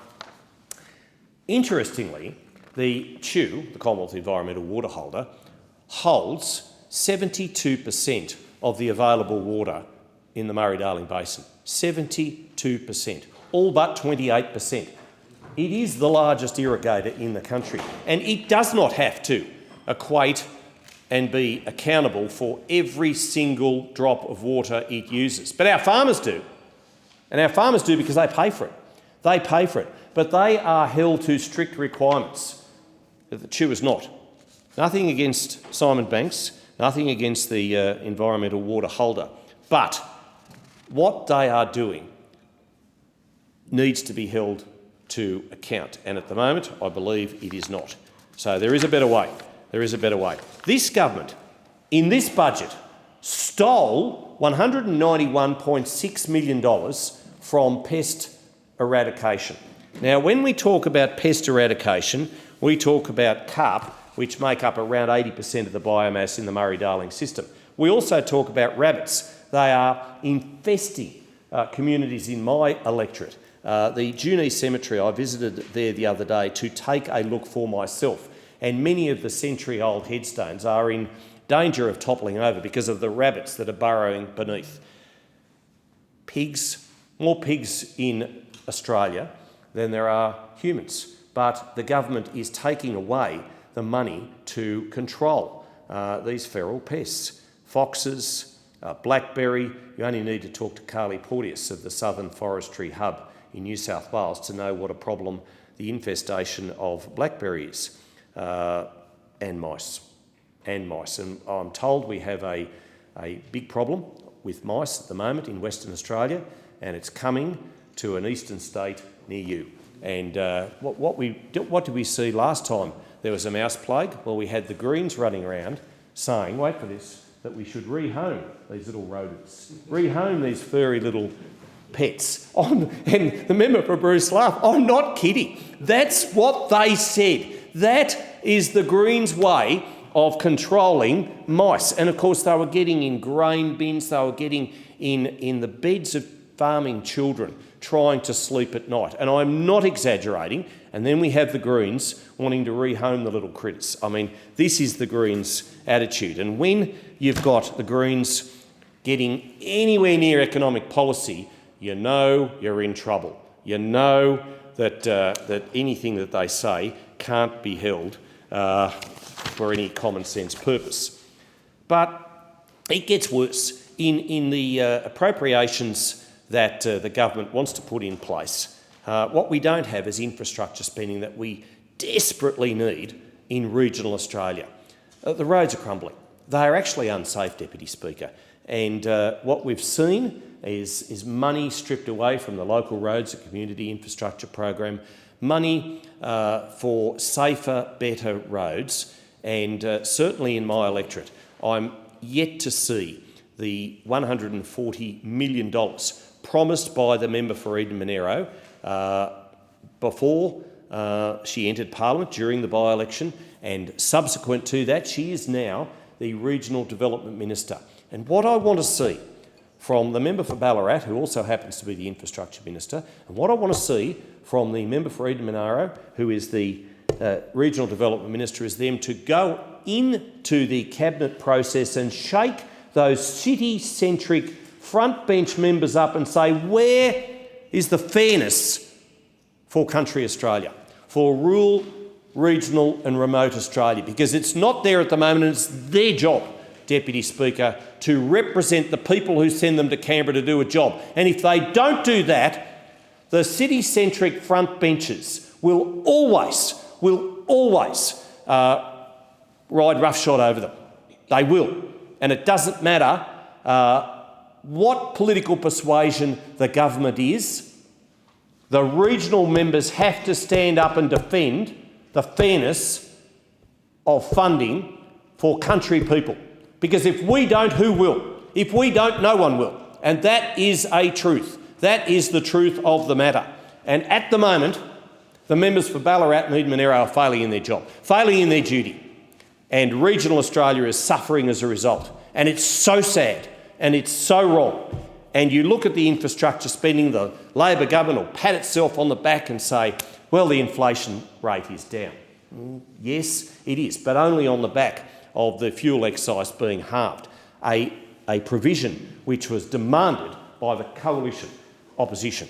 And it takes generally a whole lot of public outcry and the opposition standing up for what is right to get the government to do what's right for and on behalf of people in this country. And then we see $21.4 million cut from regional communications funding, and that's mobile phone communication, that's mobile towers. And I hear so often, to the point where I'm sick to the back teeth of hearing about it, that colour-coded spreadsheets.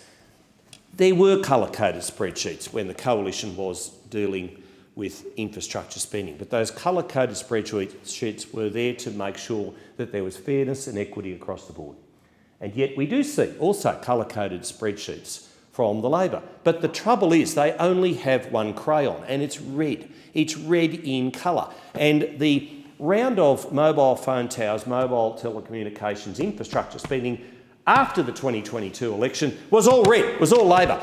The only seats that gained better mobile coverage were those seats which happened to be represented by Labor members. And this is so wrong. And yet we saw during our terms in government, those wonderful glory years of the coalition government, of the Nationals and Liberals running the show, we saw fairness, we saw equity. And I know, because I was the person responsible for making sure that infrastructure was spent for regional people, not just regional people who happened to be in National Party seats, not just regional people who happened to reside in Liberal Party seats, but regional people, whether they were Labor seat held, whether they had an independent as the member, and that is the way it should be, because regional people keep the lights on. Regional people provide the hard work, the perspiration, they roll their sleeves up, they do the right thing so that we do have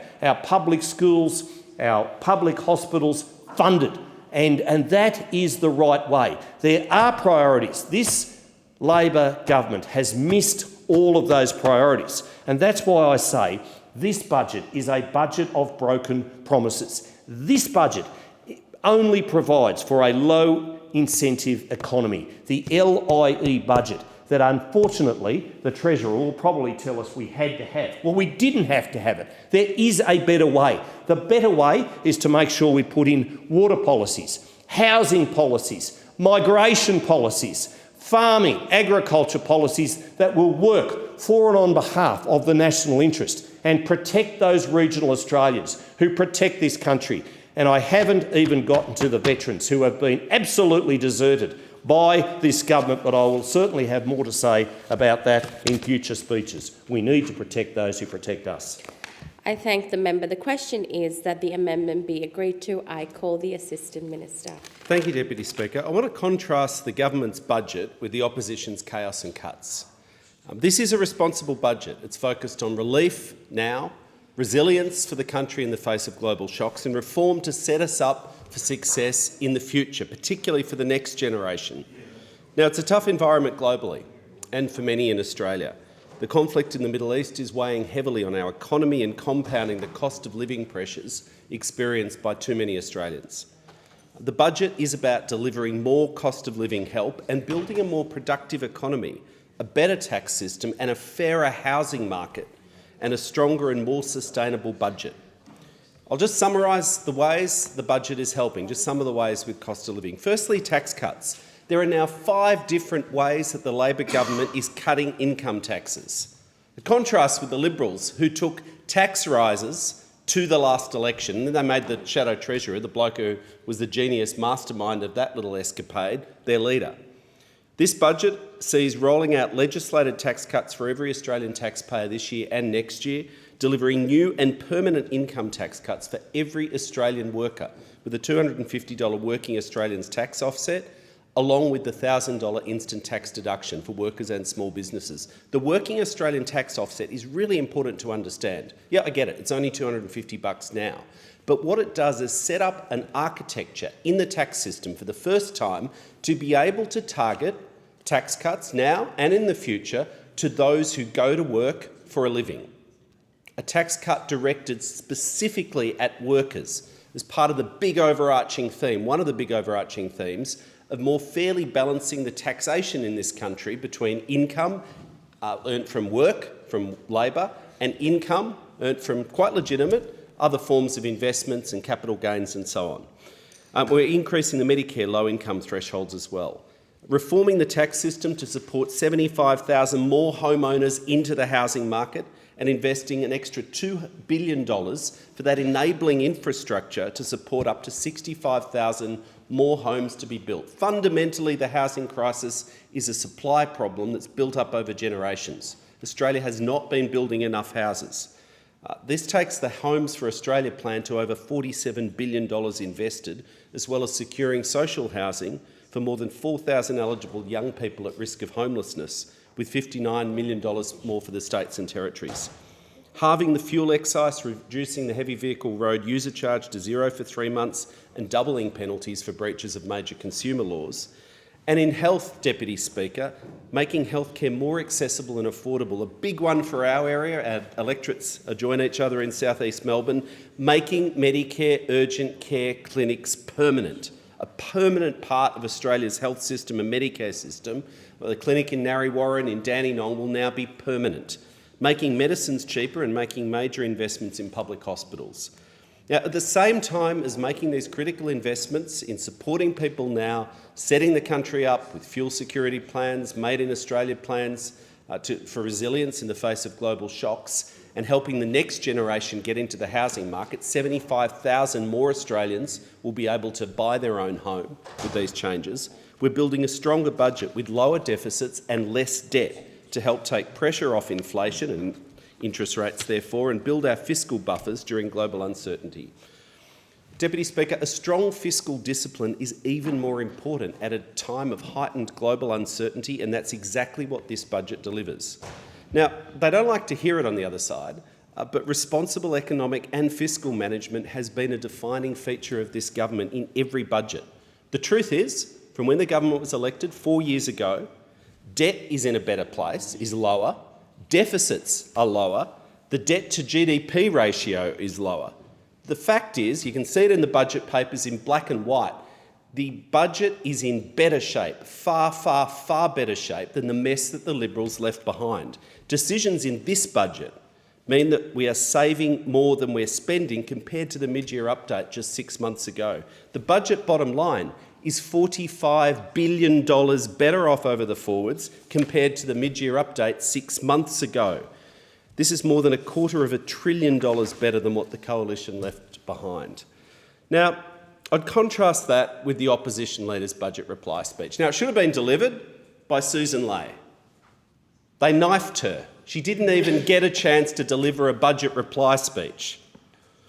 But instead what we got was this kind of weird magic pudding, an angry magic pudding grab bag of uncosted thought bubbles and massive cuts outlined but with no detail. No costings, no detail.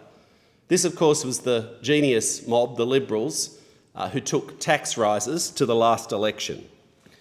But in its own way, it was as dystopian as Peter Dutton's last effort, but for a different reason. It wasn't designed to scare people before an election, which was his tactic.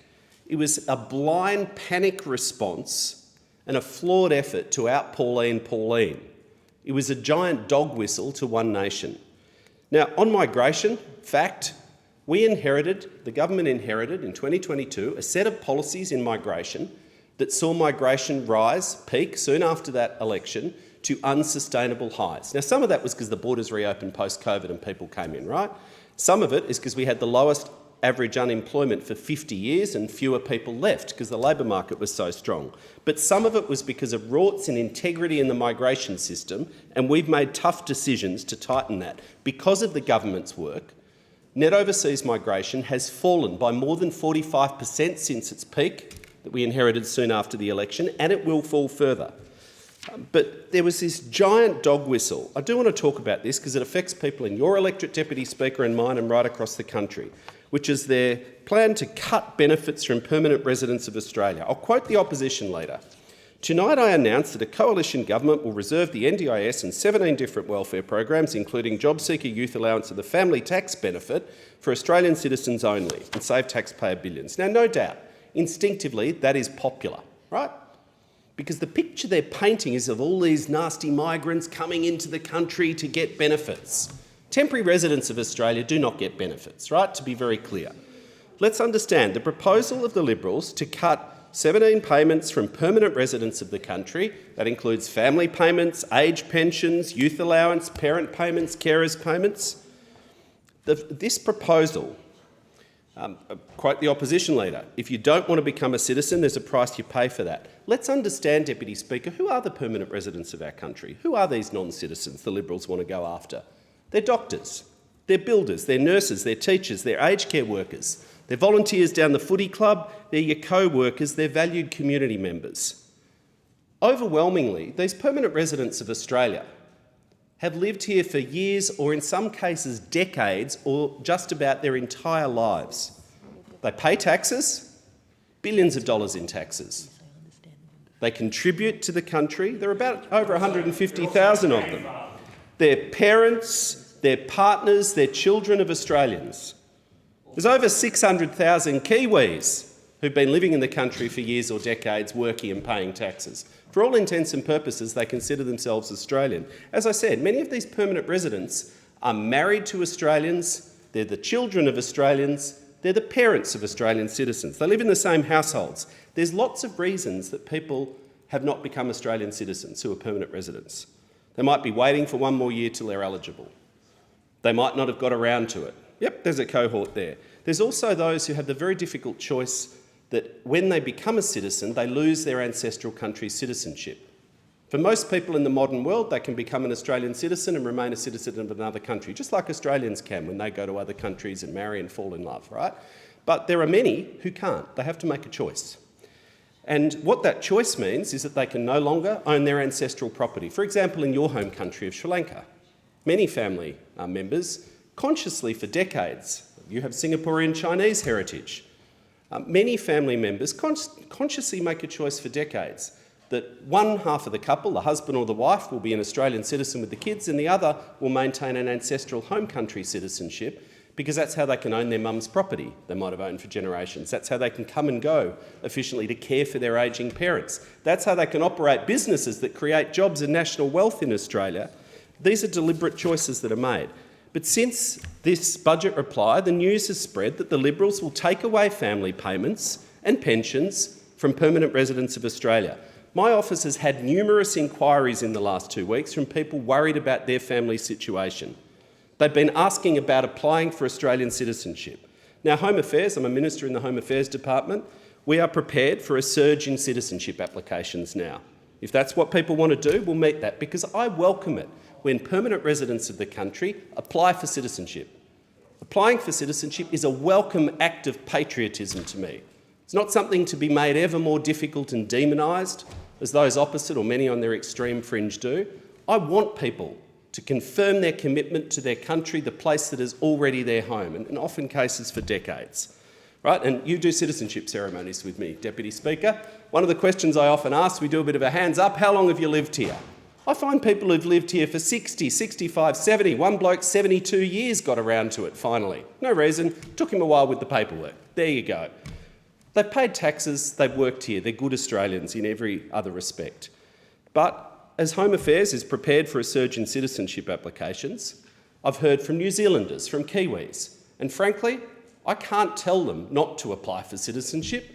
I'd encourage them to apply for citizenship. And frankly, in many respects, they'd be mad not to. If the Liberal Party wants to come after their family payments and their pensions, then yes, it's a very rational thing to get on the website and apply for citizenship. If Australians of Indian heritage want to apply for citizenship because they're eligible, they're paying tax, they're contributing, their kids are Australian citizens, then that's a difficult choice, because it means they can no longer travel to and from their home country as easily, their ancestral country, see parents and family. But that's a choice that I think tens of thousands of people are going to make in the coming months to make sure that they're safe, because I read the words that the Liberal opposition leader said in his budget reply speech, not the spin and the clean-up they're trying to put out there. I'd also observe there's no costings to this policy, there's no detail. It's a dog whistle to one nation and a thought bubble, and also, to be very clear, there are already 10-year waiting periods for a non-citizen or a citizen to collect an Australian pension when you move here. There's already waiting periods of many, many years before you're eligible for any of these things. Overwhelmingly, permanent residents aren't even eligible in the first few years and they can become a citizen. There's not billions of dollars of savings in this. That's why they won't put out a costed policy. This is a giant dog whistle.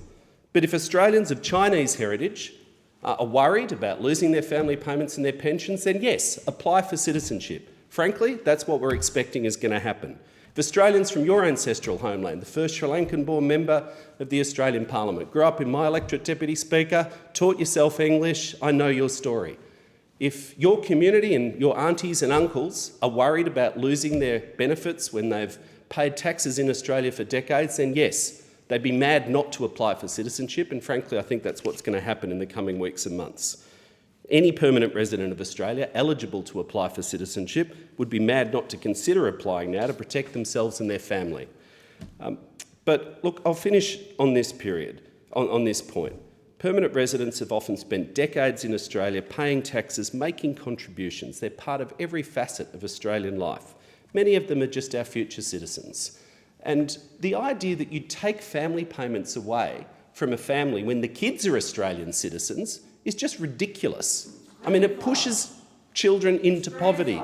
Well, they might say it's grandfather. That's what they said when they had to clean up this mess. That's not what was said in the budget reply speech. The other thing I would observe, let's pretend that what you say is true, and I don't believe it. You haven't put a single costed policy out. The way the citizenship law works is there will continue to be thousands of families in this country with Australian citizen children and permanent resident parents. That's how the citizenship law works. For years and decades in the future, there will be Australian citizen kids, often with permanent resident parents, and the Liberal Party is saying, no, you're an Australian citizen kid, but we're going to take your family payments away and push your family into poverty. Have they really thought this through as well? What about the Australian citizens who are in exactly the same situation overseas, living in New Zealand, living in other countries? So you're now going to say to other countries, come after the Australian citizens and muck up their family. I mean, this is a giant dog whistle to one nation because of their blind panic and their strategic mistake in thinking you can out Pauline, right? That's what this dystopian budget reply was about. It's not about modern Australia, it's not about supporting families who pay tax, it's a giant panicked dog whistle to one nation. I thank the member. The question is that the amendment be agreed to. I call the member for Page. Thank you, Deputy Speaker.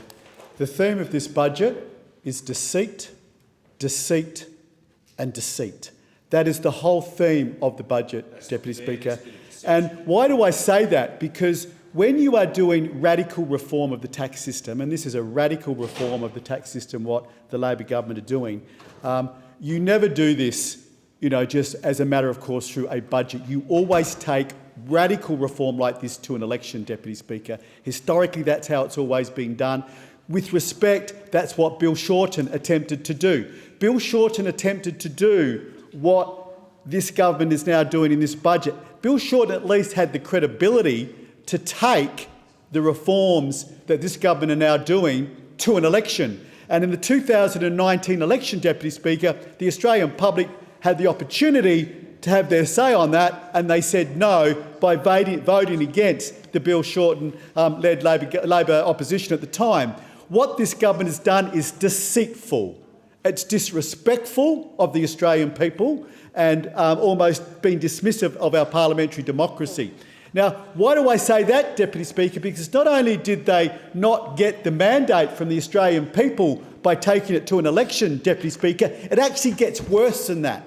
Did they not only take it to an election, like Bill Shorten tried to, they didn't do that, but what they also did, Deputy Speaker, which is an insult to the Australian public, and shame on every member of the government for it, shame on every single member of the Labor caucus for it, is that they actually said at the last election they weren't going to do this.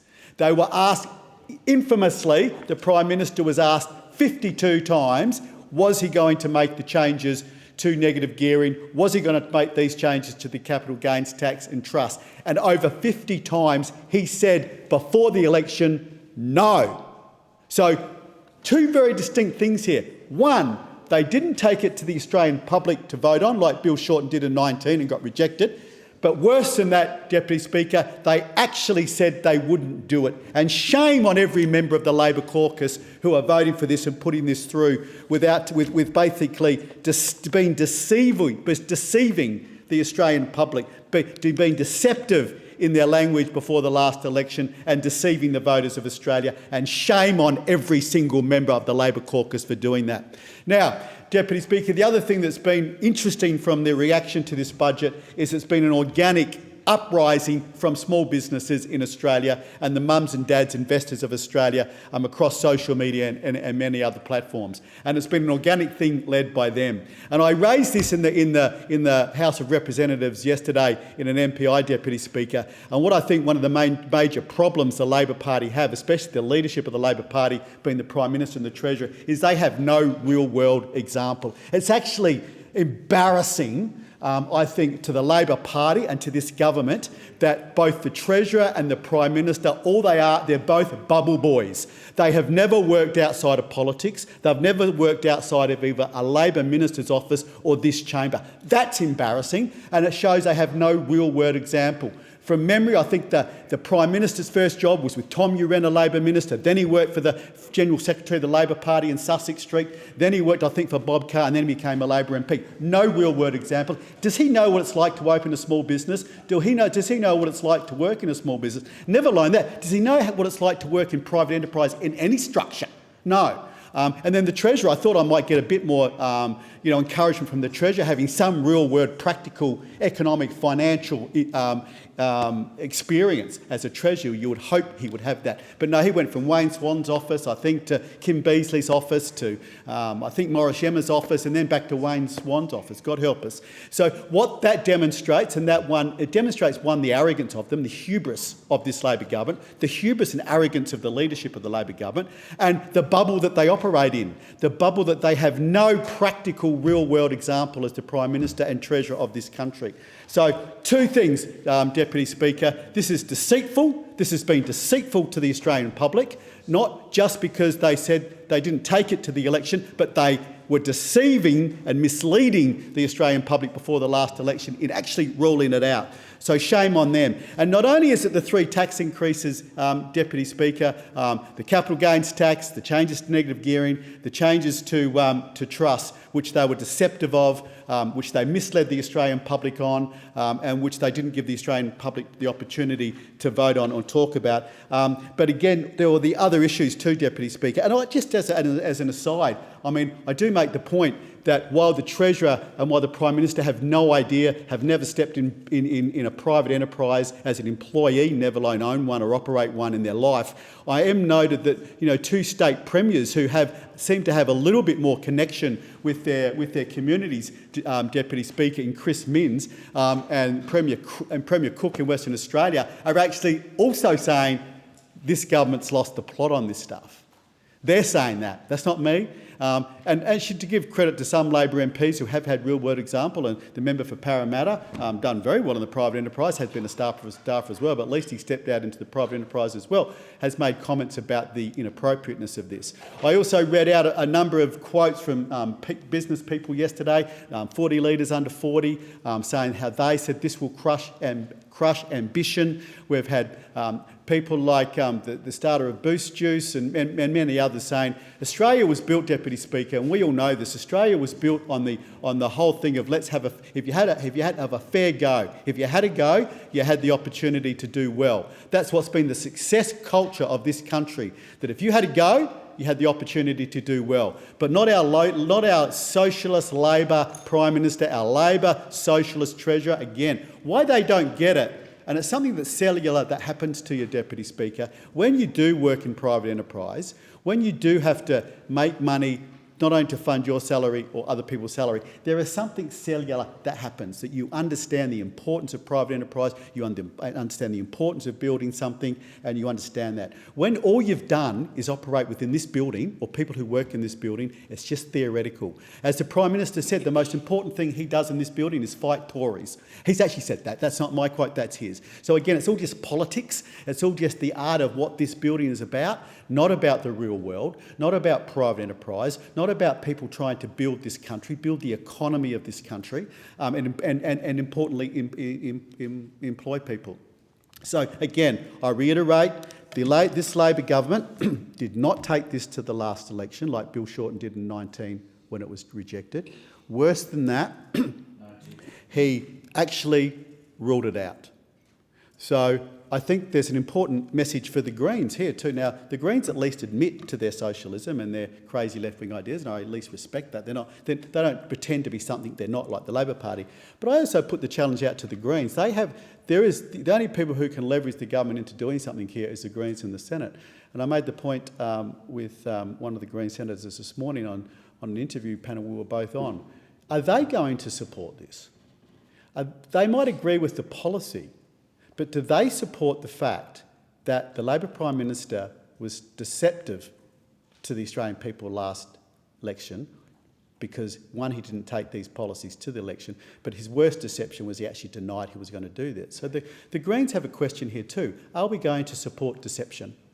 Because forget the policy for a second. Are they going to support this deception of this Labor Prime Minister and this Labor government?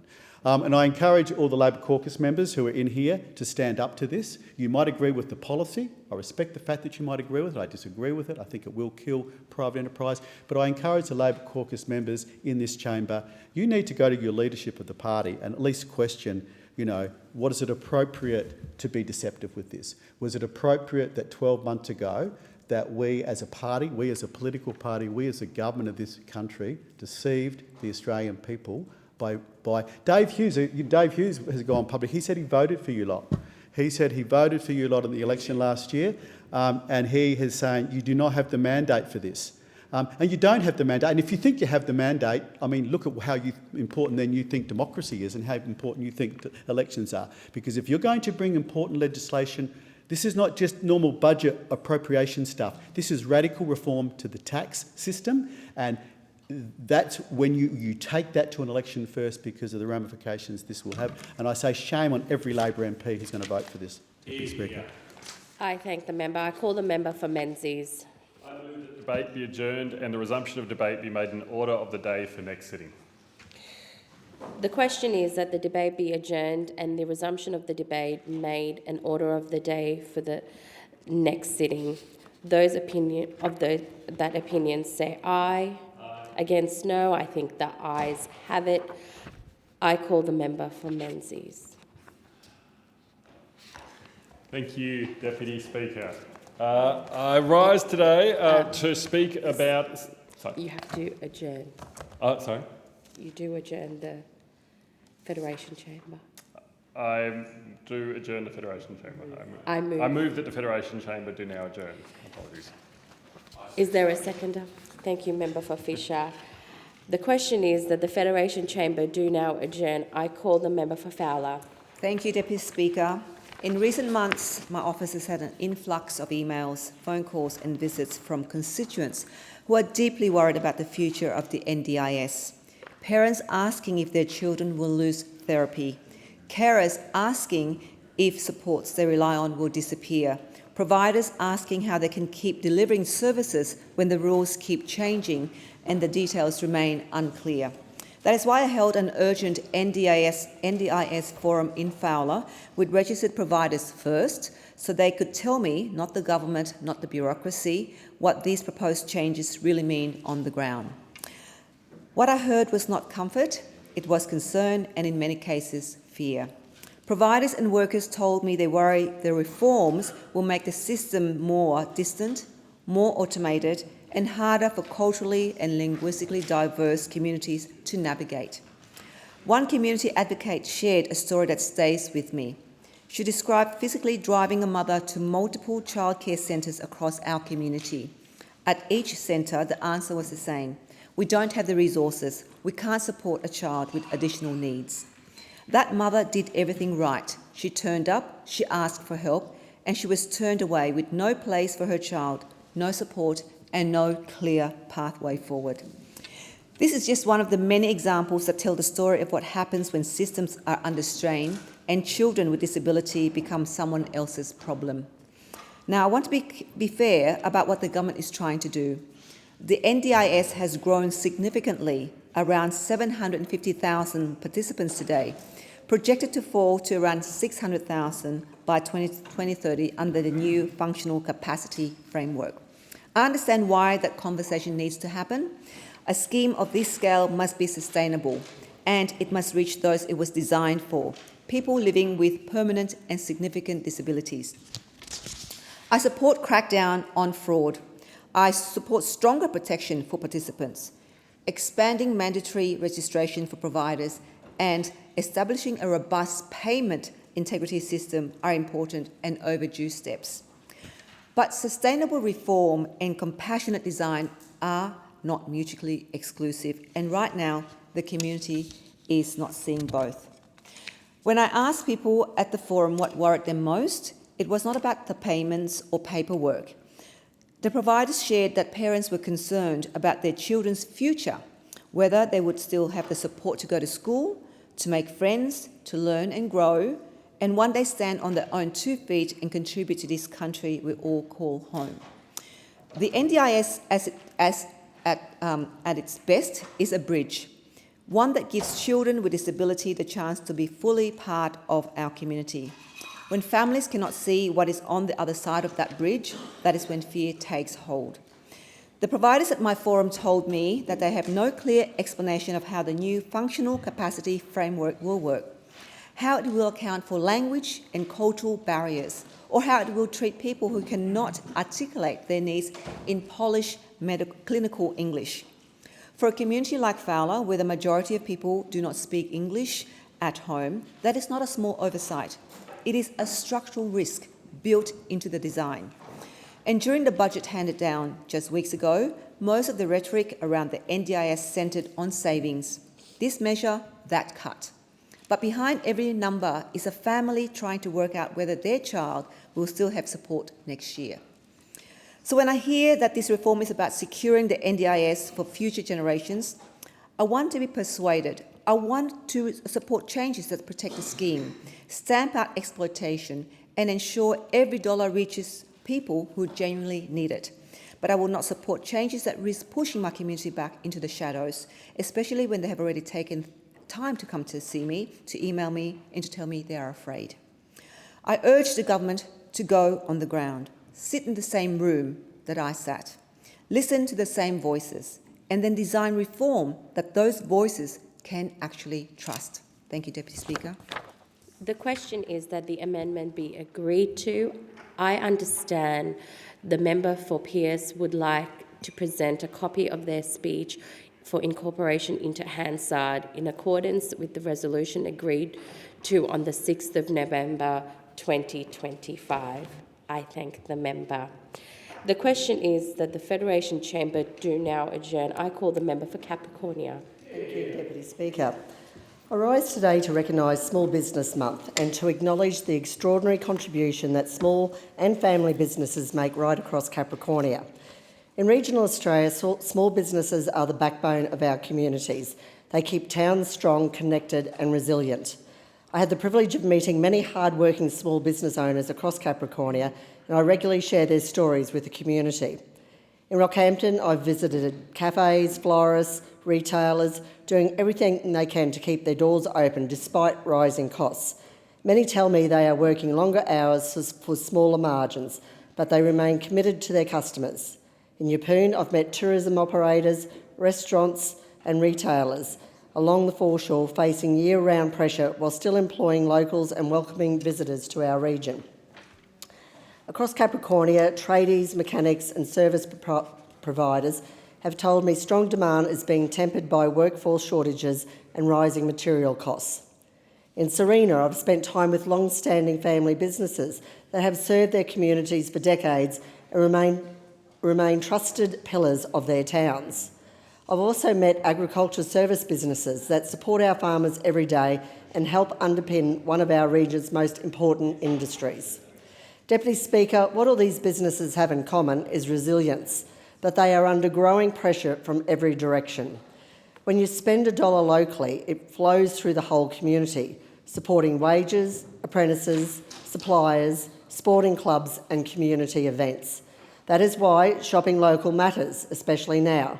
Choosing your local butcher, baker, cafe, mechanic or tradie over a multinational or online giant can make a real difference to whether that business keeps employing local people and investing in our towns. I have also seen how much these businesses give back through junior sport, fundraisers, local shows and community events. That contribution is vital to the social fabric of Capricornia. Small businesses shape the identity of Capricornia through hard work, local knowledge and genuine relationships. But right now, many are being squeezed by a perfect storm of rising costs, weak consumer confidence and workforce pressures. Power bills are up, insurance premiums are climbing, rents are rising and the cost of stock, freight and raw materials continues to bite. For operators in hospitality, retail, agriculture and the trades, every increase eats into an already thin margin. Many are trying not to pass these costs on because their customers are doing it tough as well. In regional areas like Capricornia, those pressures are even greater. Distance means higher transport costs, freight delays can leave shelves short or jobs unfinished, and housing shortages make it harder to attract and retain workers. When severe weather hits, the recovery burden can be immediate and overwhelming. Then there is the workforce challenge. Business owners tell me they cannot always find the staff they need, whether that is apprentices, hospitality workers, qualified tradespeople or experienced admin staff. Many are filling the gaps themselves, working earlier, staying later and carrying extra stress just to keep the doors open. Many owners are also dealing with complex regulation, higher borrowing costs and soft consumer confidence. When families cut back, small businesses feel it immediately. That makes it harder to plan, invest, expand or take on another employee. That is why Small Business Month is so important. It's a time to recognise their contribution, but it should also be reminded that they need practical support from government and continued backing from the community. Government must do its part by reducing red tape, easing compliance burdens, improving access to skilled workers and ensuring small businesses are not punished by rising taxes and costs they cannot absorb. But every one of us has a role to play as well. Every time we choose to shop local, recommend a local business or use a local tradie, we help protect jobs and keep our communities strong. If we want our towns to thrive, we must stand with the people who take the risk, employ local workers and invest in our communities every single day. So during Small Business Month, I encourage everyone across Capricornia and Australia to back local businesses because they have always backed us. When small business succeeds, Capricornia succeeds. Thank you. I thank the member. The question is that the Federation Chamber do now adjourn. I call the member for Corwell. Deputy Speaker, last week was Australian Made Week. Labor governments have been backing Aussie-made goods for decades. 40 years since the famous green and gold Australian-made logo was commissioned by the Hawke government in '86, the Albanese Labor government is continuing to support this important work of backing Australian-made products. Our government is supporting Australian businesses and manufacturers to make more things here through our Future Made in Australia agenda and our industry policy settings. This is what strengthening our sovereign capability is all about. I'm proud of the businesses in my electorate and across Australia who proudly showcase their iconic green and gold logo on their products. There's been a lot of discussion this week about the economy as we go through the budget process. And today I want to speak about a key part of the local economy in my electorate, our manufacturing sector. Australian Made Week is an important opportunity to recognise the contribution local manufacturers make to our economy, our communities and to the kind of Australia we want to back in and see. Australians support policies that back making things here. They care about the people who make them and they care about supporting local jobs and skills. Communities like mine, once built on manufacturing, understand that this is how we create opportunity. And the circumstances thrown at us by an increasingly uncertain and volatile world show us the importance of strengthening Australia's sovereign capability and protecting our supply chains. For much of the last 3 decades, Australia's economic direction has been heavily influenced by reactionary Liberal governments whose approach centred on the belief that our economy should rely primarily on exporting raw materials. No value add and sustained attacks on our industrial capacity, all driven by the belief that Australia should be nothing more than a quarry.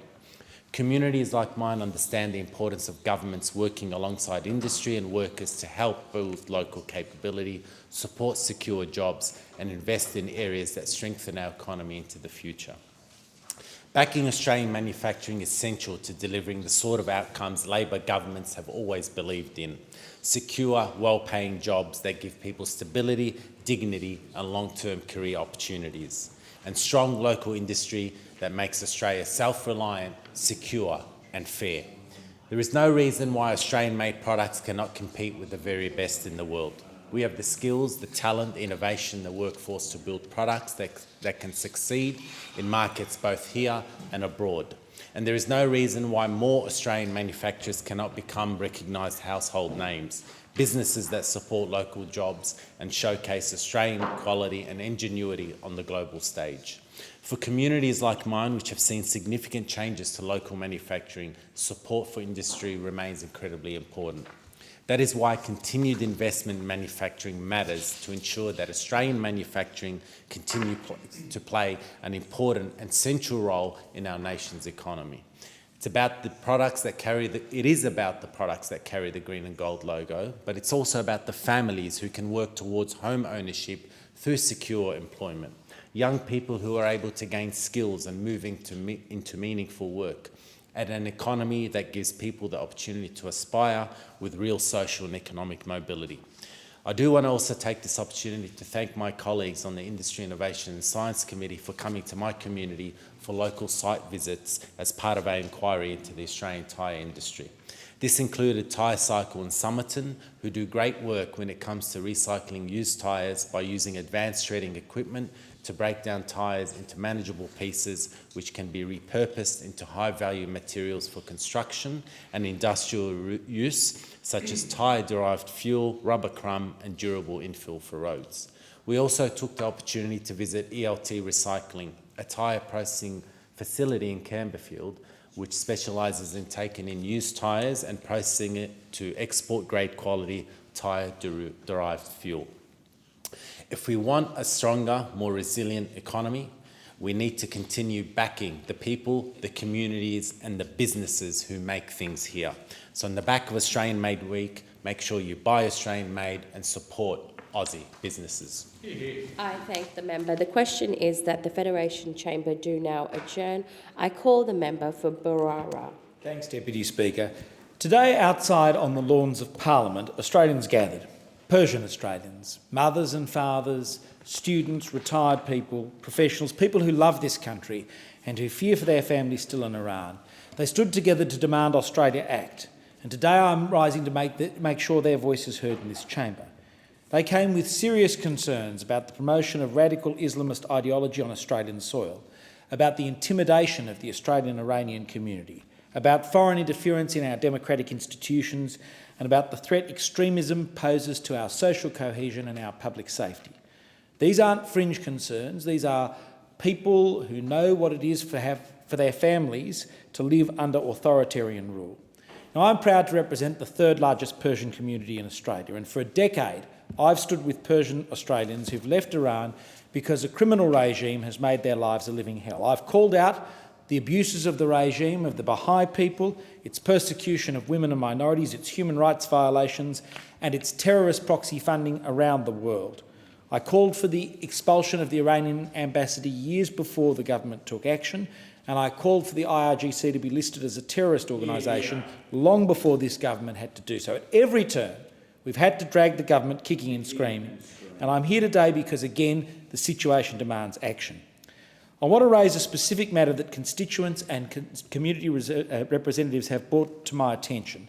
It's an outrage that goes to the heart of why there are people outside the front of our building today. In April this year, the Iranian embassy in Canberra used its official Telegram channel to promote a website called janfada.net. Janfada means sacrificing life. It's language rooted in jihadist martyrdom ideology. This isn't a cultural platform, it's a recruitment site, operating under the command of the IRGC, targeting men and women as young as 12, urging them to engage in jihad against Australia, against the United States and Israel. Now, the IRGC is now a listed terrorist organisation in this country. Involvement with it can carry a 25-year prison sentence, and yet the Iranian embassy on our soil, in our nation's capital, sheltered by diplomatic status, is using official channels to recruit Australians into that organisation. That's not diplomacy. That is the abuse of every diplomatic privilege this country has extended to that mission. Community representatives have asked the government to direct ASIO and the AFP to investigate the embassy's promotion of this recruitment platform. They've asked for protection for Iranian Australians at risk. They've asked for accountability over the embassy's operations, and I'm putting the government on notice. I will keep pressing these concerns directly. I will not let them rest. It's not a new problem, this inaction. It's a pattern. In February 2023, as the Shadow Attorney-General at the time, I stood in the Parliament and called for the IRGC to be listed as a terrorist organisation. I offered any coalition support at that time for any legislation needed, and it took 2 years for the government to act. It took 2 regime-coordinated attacks on Australians on our own soil before the government finally acted. That's not leadership. That is being dragged kicking and screaming to do what the situation demands. I'm also ashamed as an Australian that even as the human rights abuses mounted, Labor luminaries like Bob Carr were lining up for happy snaps with Iran's ambassador. A values-based foreign policy has to mean something. Iran doesn't deserve any seat at a diplomatic table, and no Australian government should allow diplomatic premises to be used as a base for terror recruitment.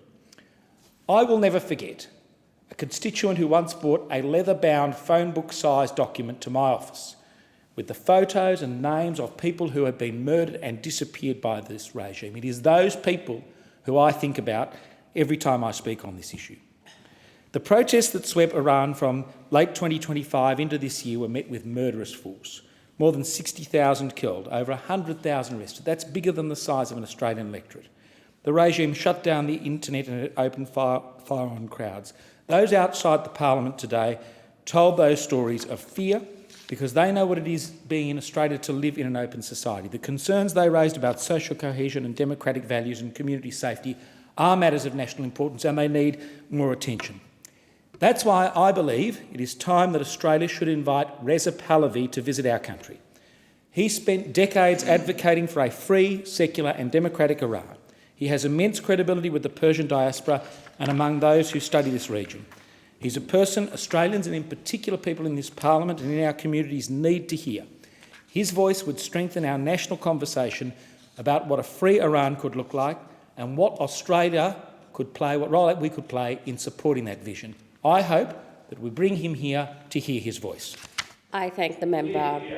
The question is that the Federation Chamber do now adjourn. I call the member for Robertson. Well, thank you, Deputy Speaker.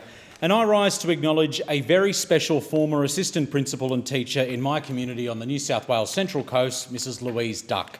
Mrs Duck taught across New South Wales classrooms for the past 34 years, having started her career in the country at Cootamundra before accepting a position at Avoca Beach Public School in 1992. Since that time, Mrs Duck quickly became a much-loved and appreciated member of the school community in Avoca Beach, and at the end of 2025, Mrs Duck retired and is now enjoying a slower-paced lifestyle on the Central Coast. And here is an excerpt from a beautiful message that was recently said of Mrs Duck's time at Avoca Beach Public School by the current school principal, Mr Thomas.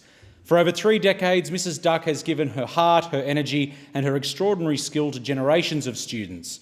Her classroom has always been a place filled with warmth, curiosity, creativity and care. Thousands of children have learned, grown and found confidence under her guidance, and many still speak fondly of the impact that she has had on their lives. Mrs Duck has been much more than a teacher. She has been a mentor, a colleague, a friend and an integral part of the fabric of our school. Her commitment to our community, her unwavering kindness and her passion for helping young people succeed have left a legacy that will continue long after she steps out of the classroom. So on behalf of the entire Central Coast, I thank Mrs Duck for her service to our community and public education, and I wish her all the best in her retirement.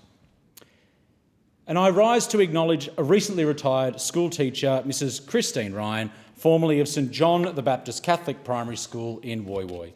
Mrs Ryan has taught at several schools during her tremendous career, spanning a period of 3 decades, and has included schools in Europe and the United Kingdom.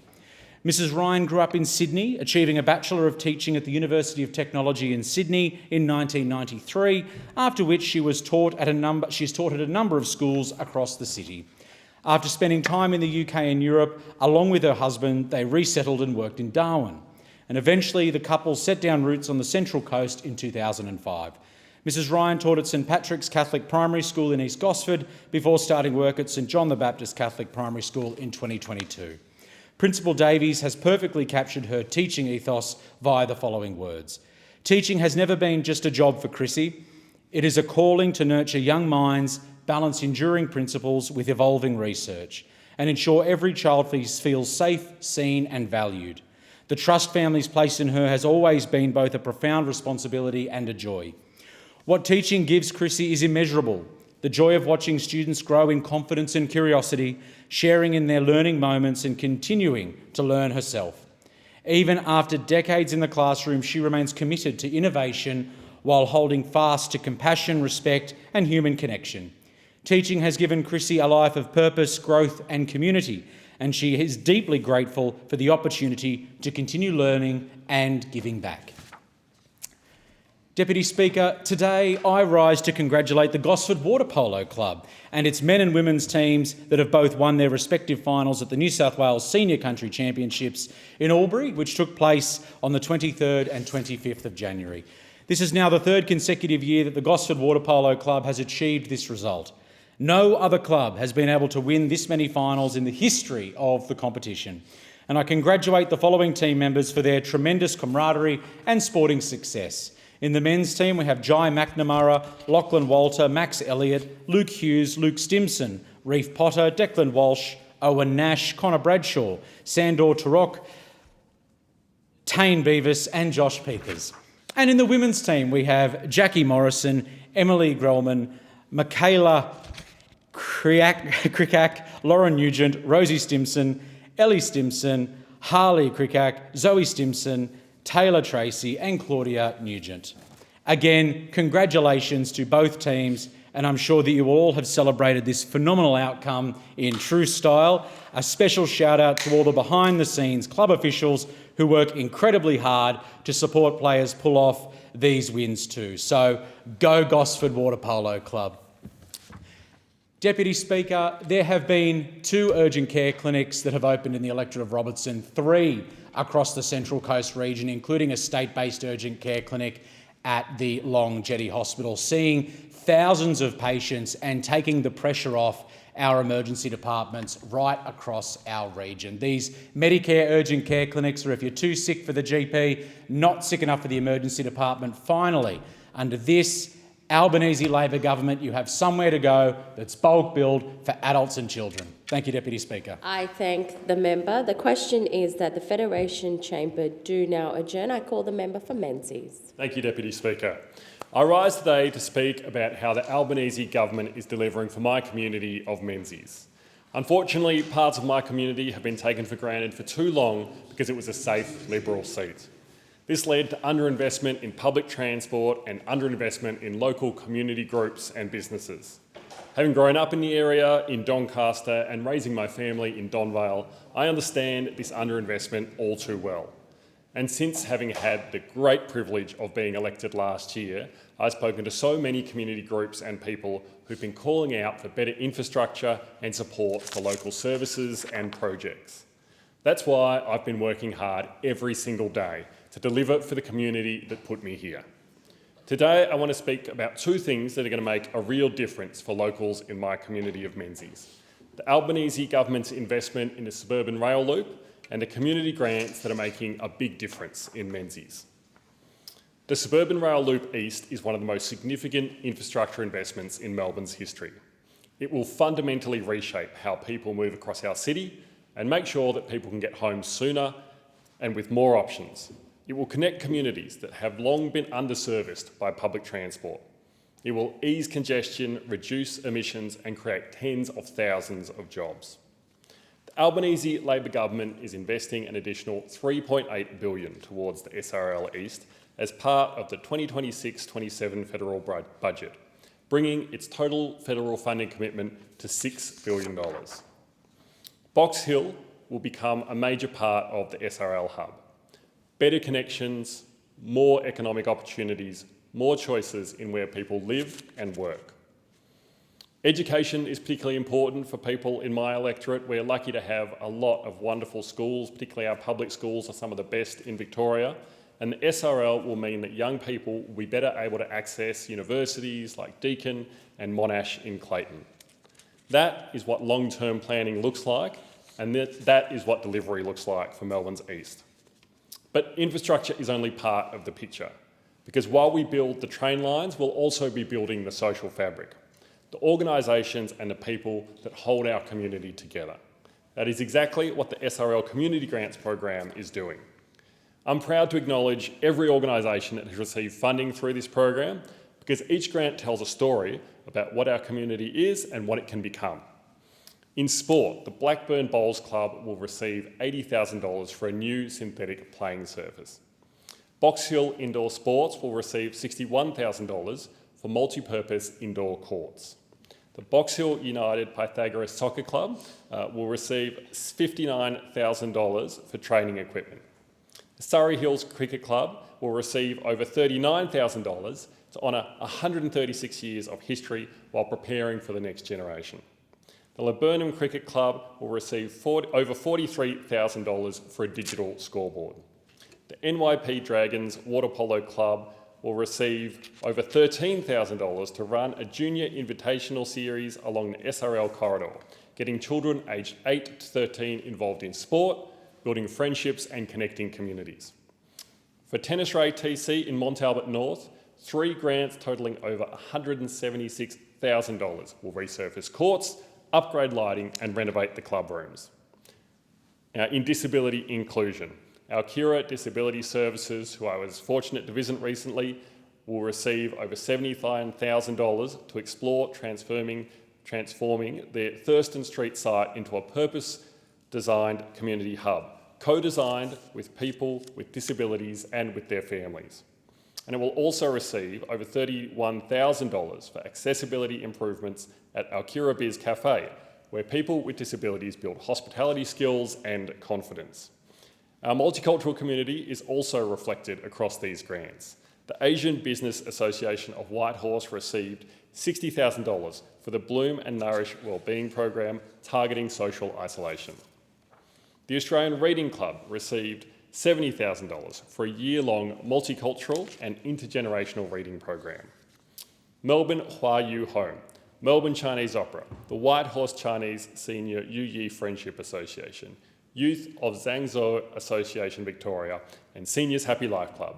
Each received grants to celebrate culture, reduce isolation, and build belonging across our community. And health is a key focus in Melbourne's East, with Eastern Health receiving $75,000 for a First Nations health education hub. In business, the White Horse Business Group will receive $75,000 as well for a business forum and jobs expo. Thank you, Deputy Speaker. I thank the member. The question is that the motion be agreed to. All those of that opinion say aye.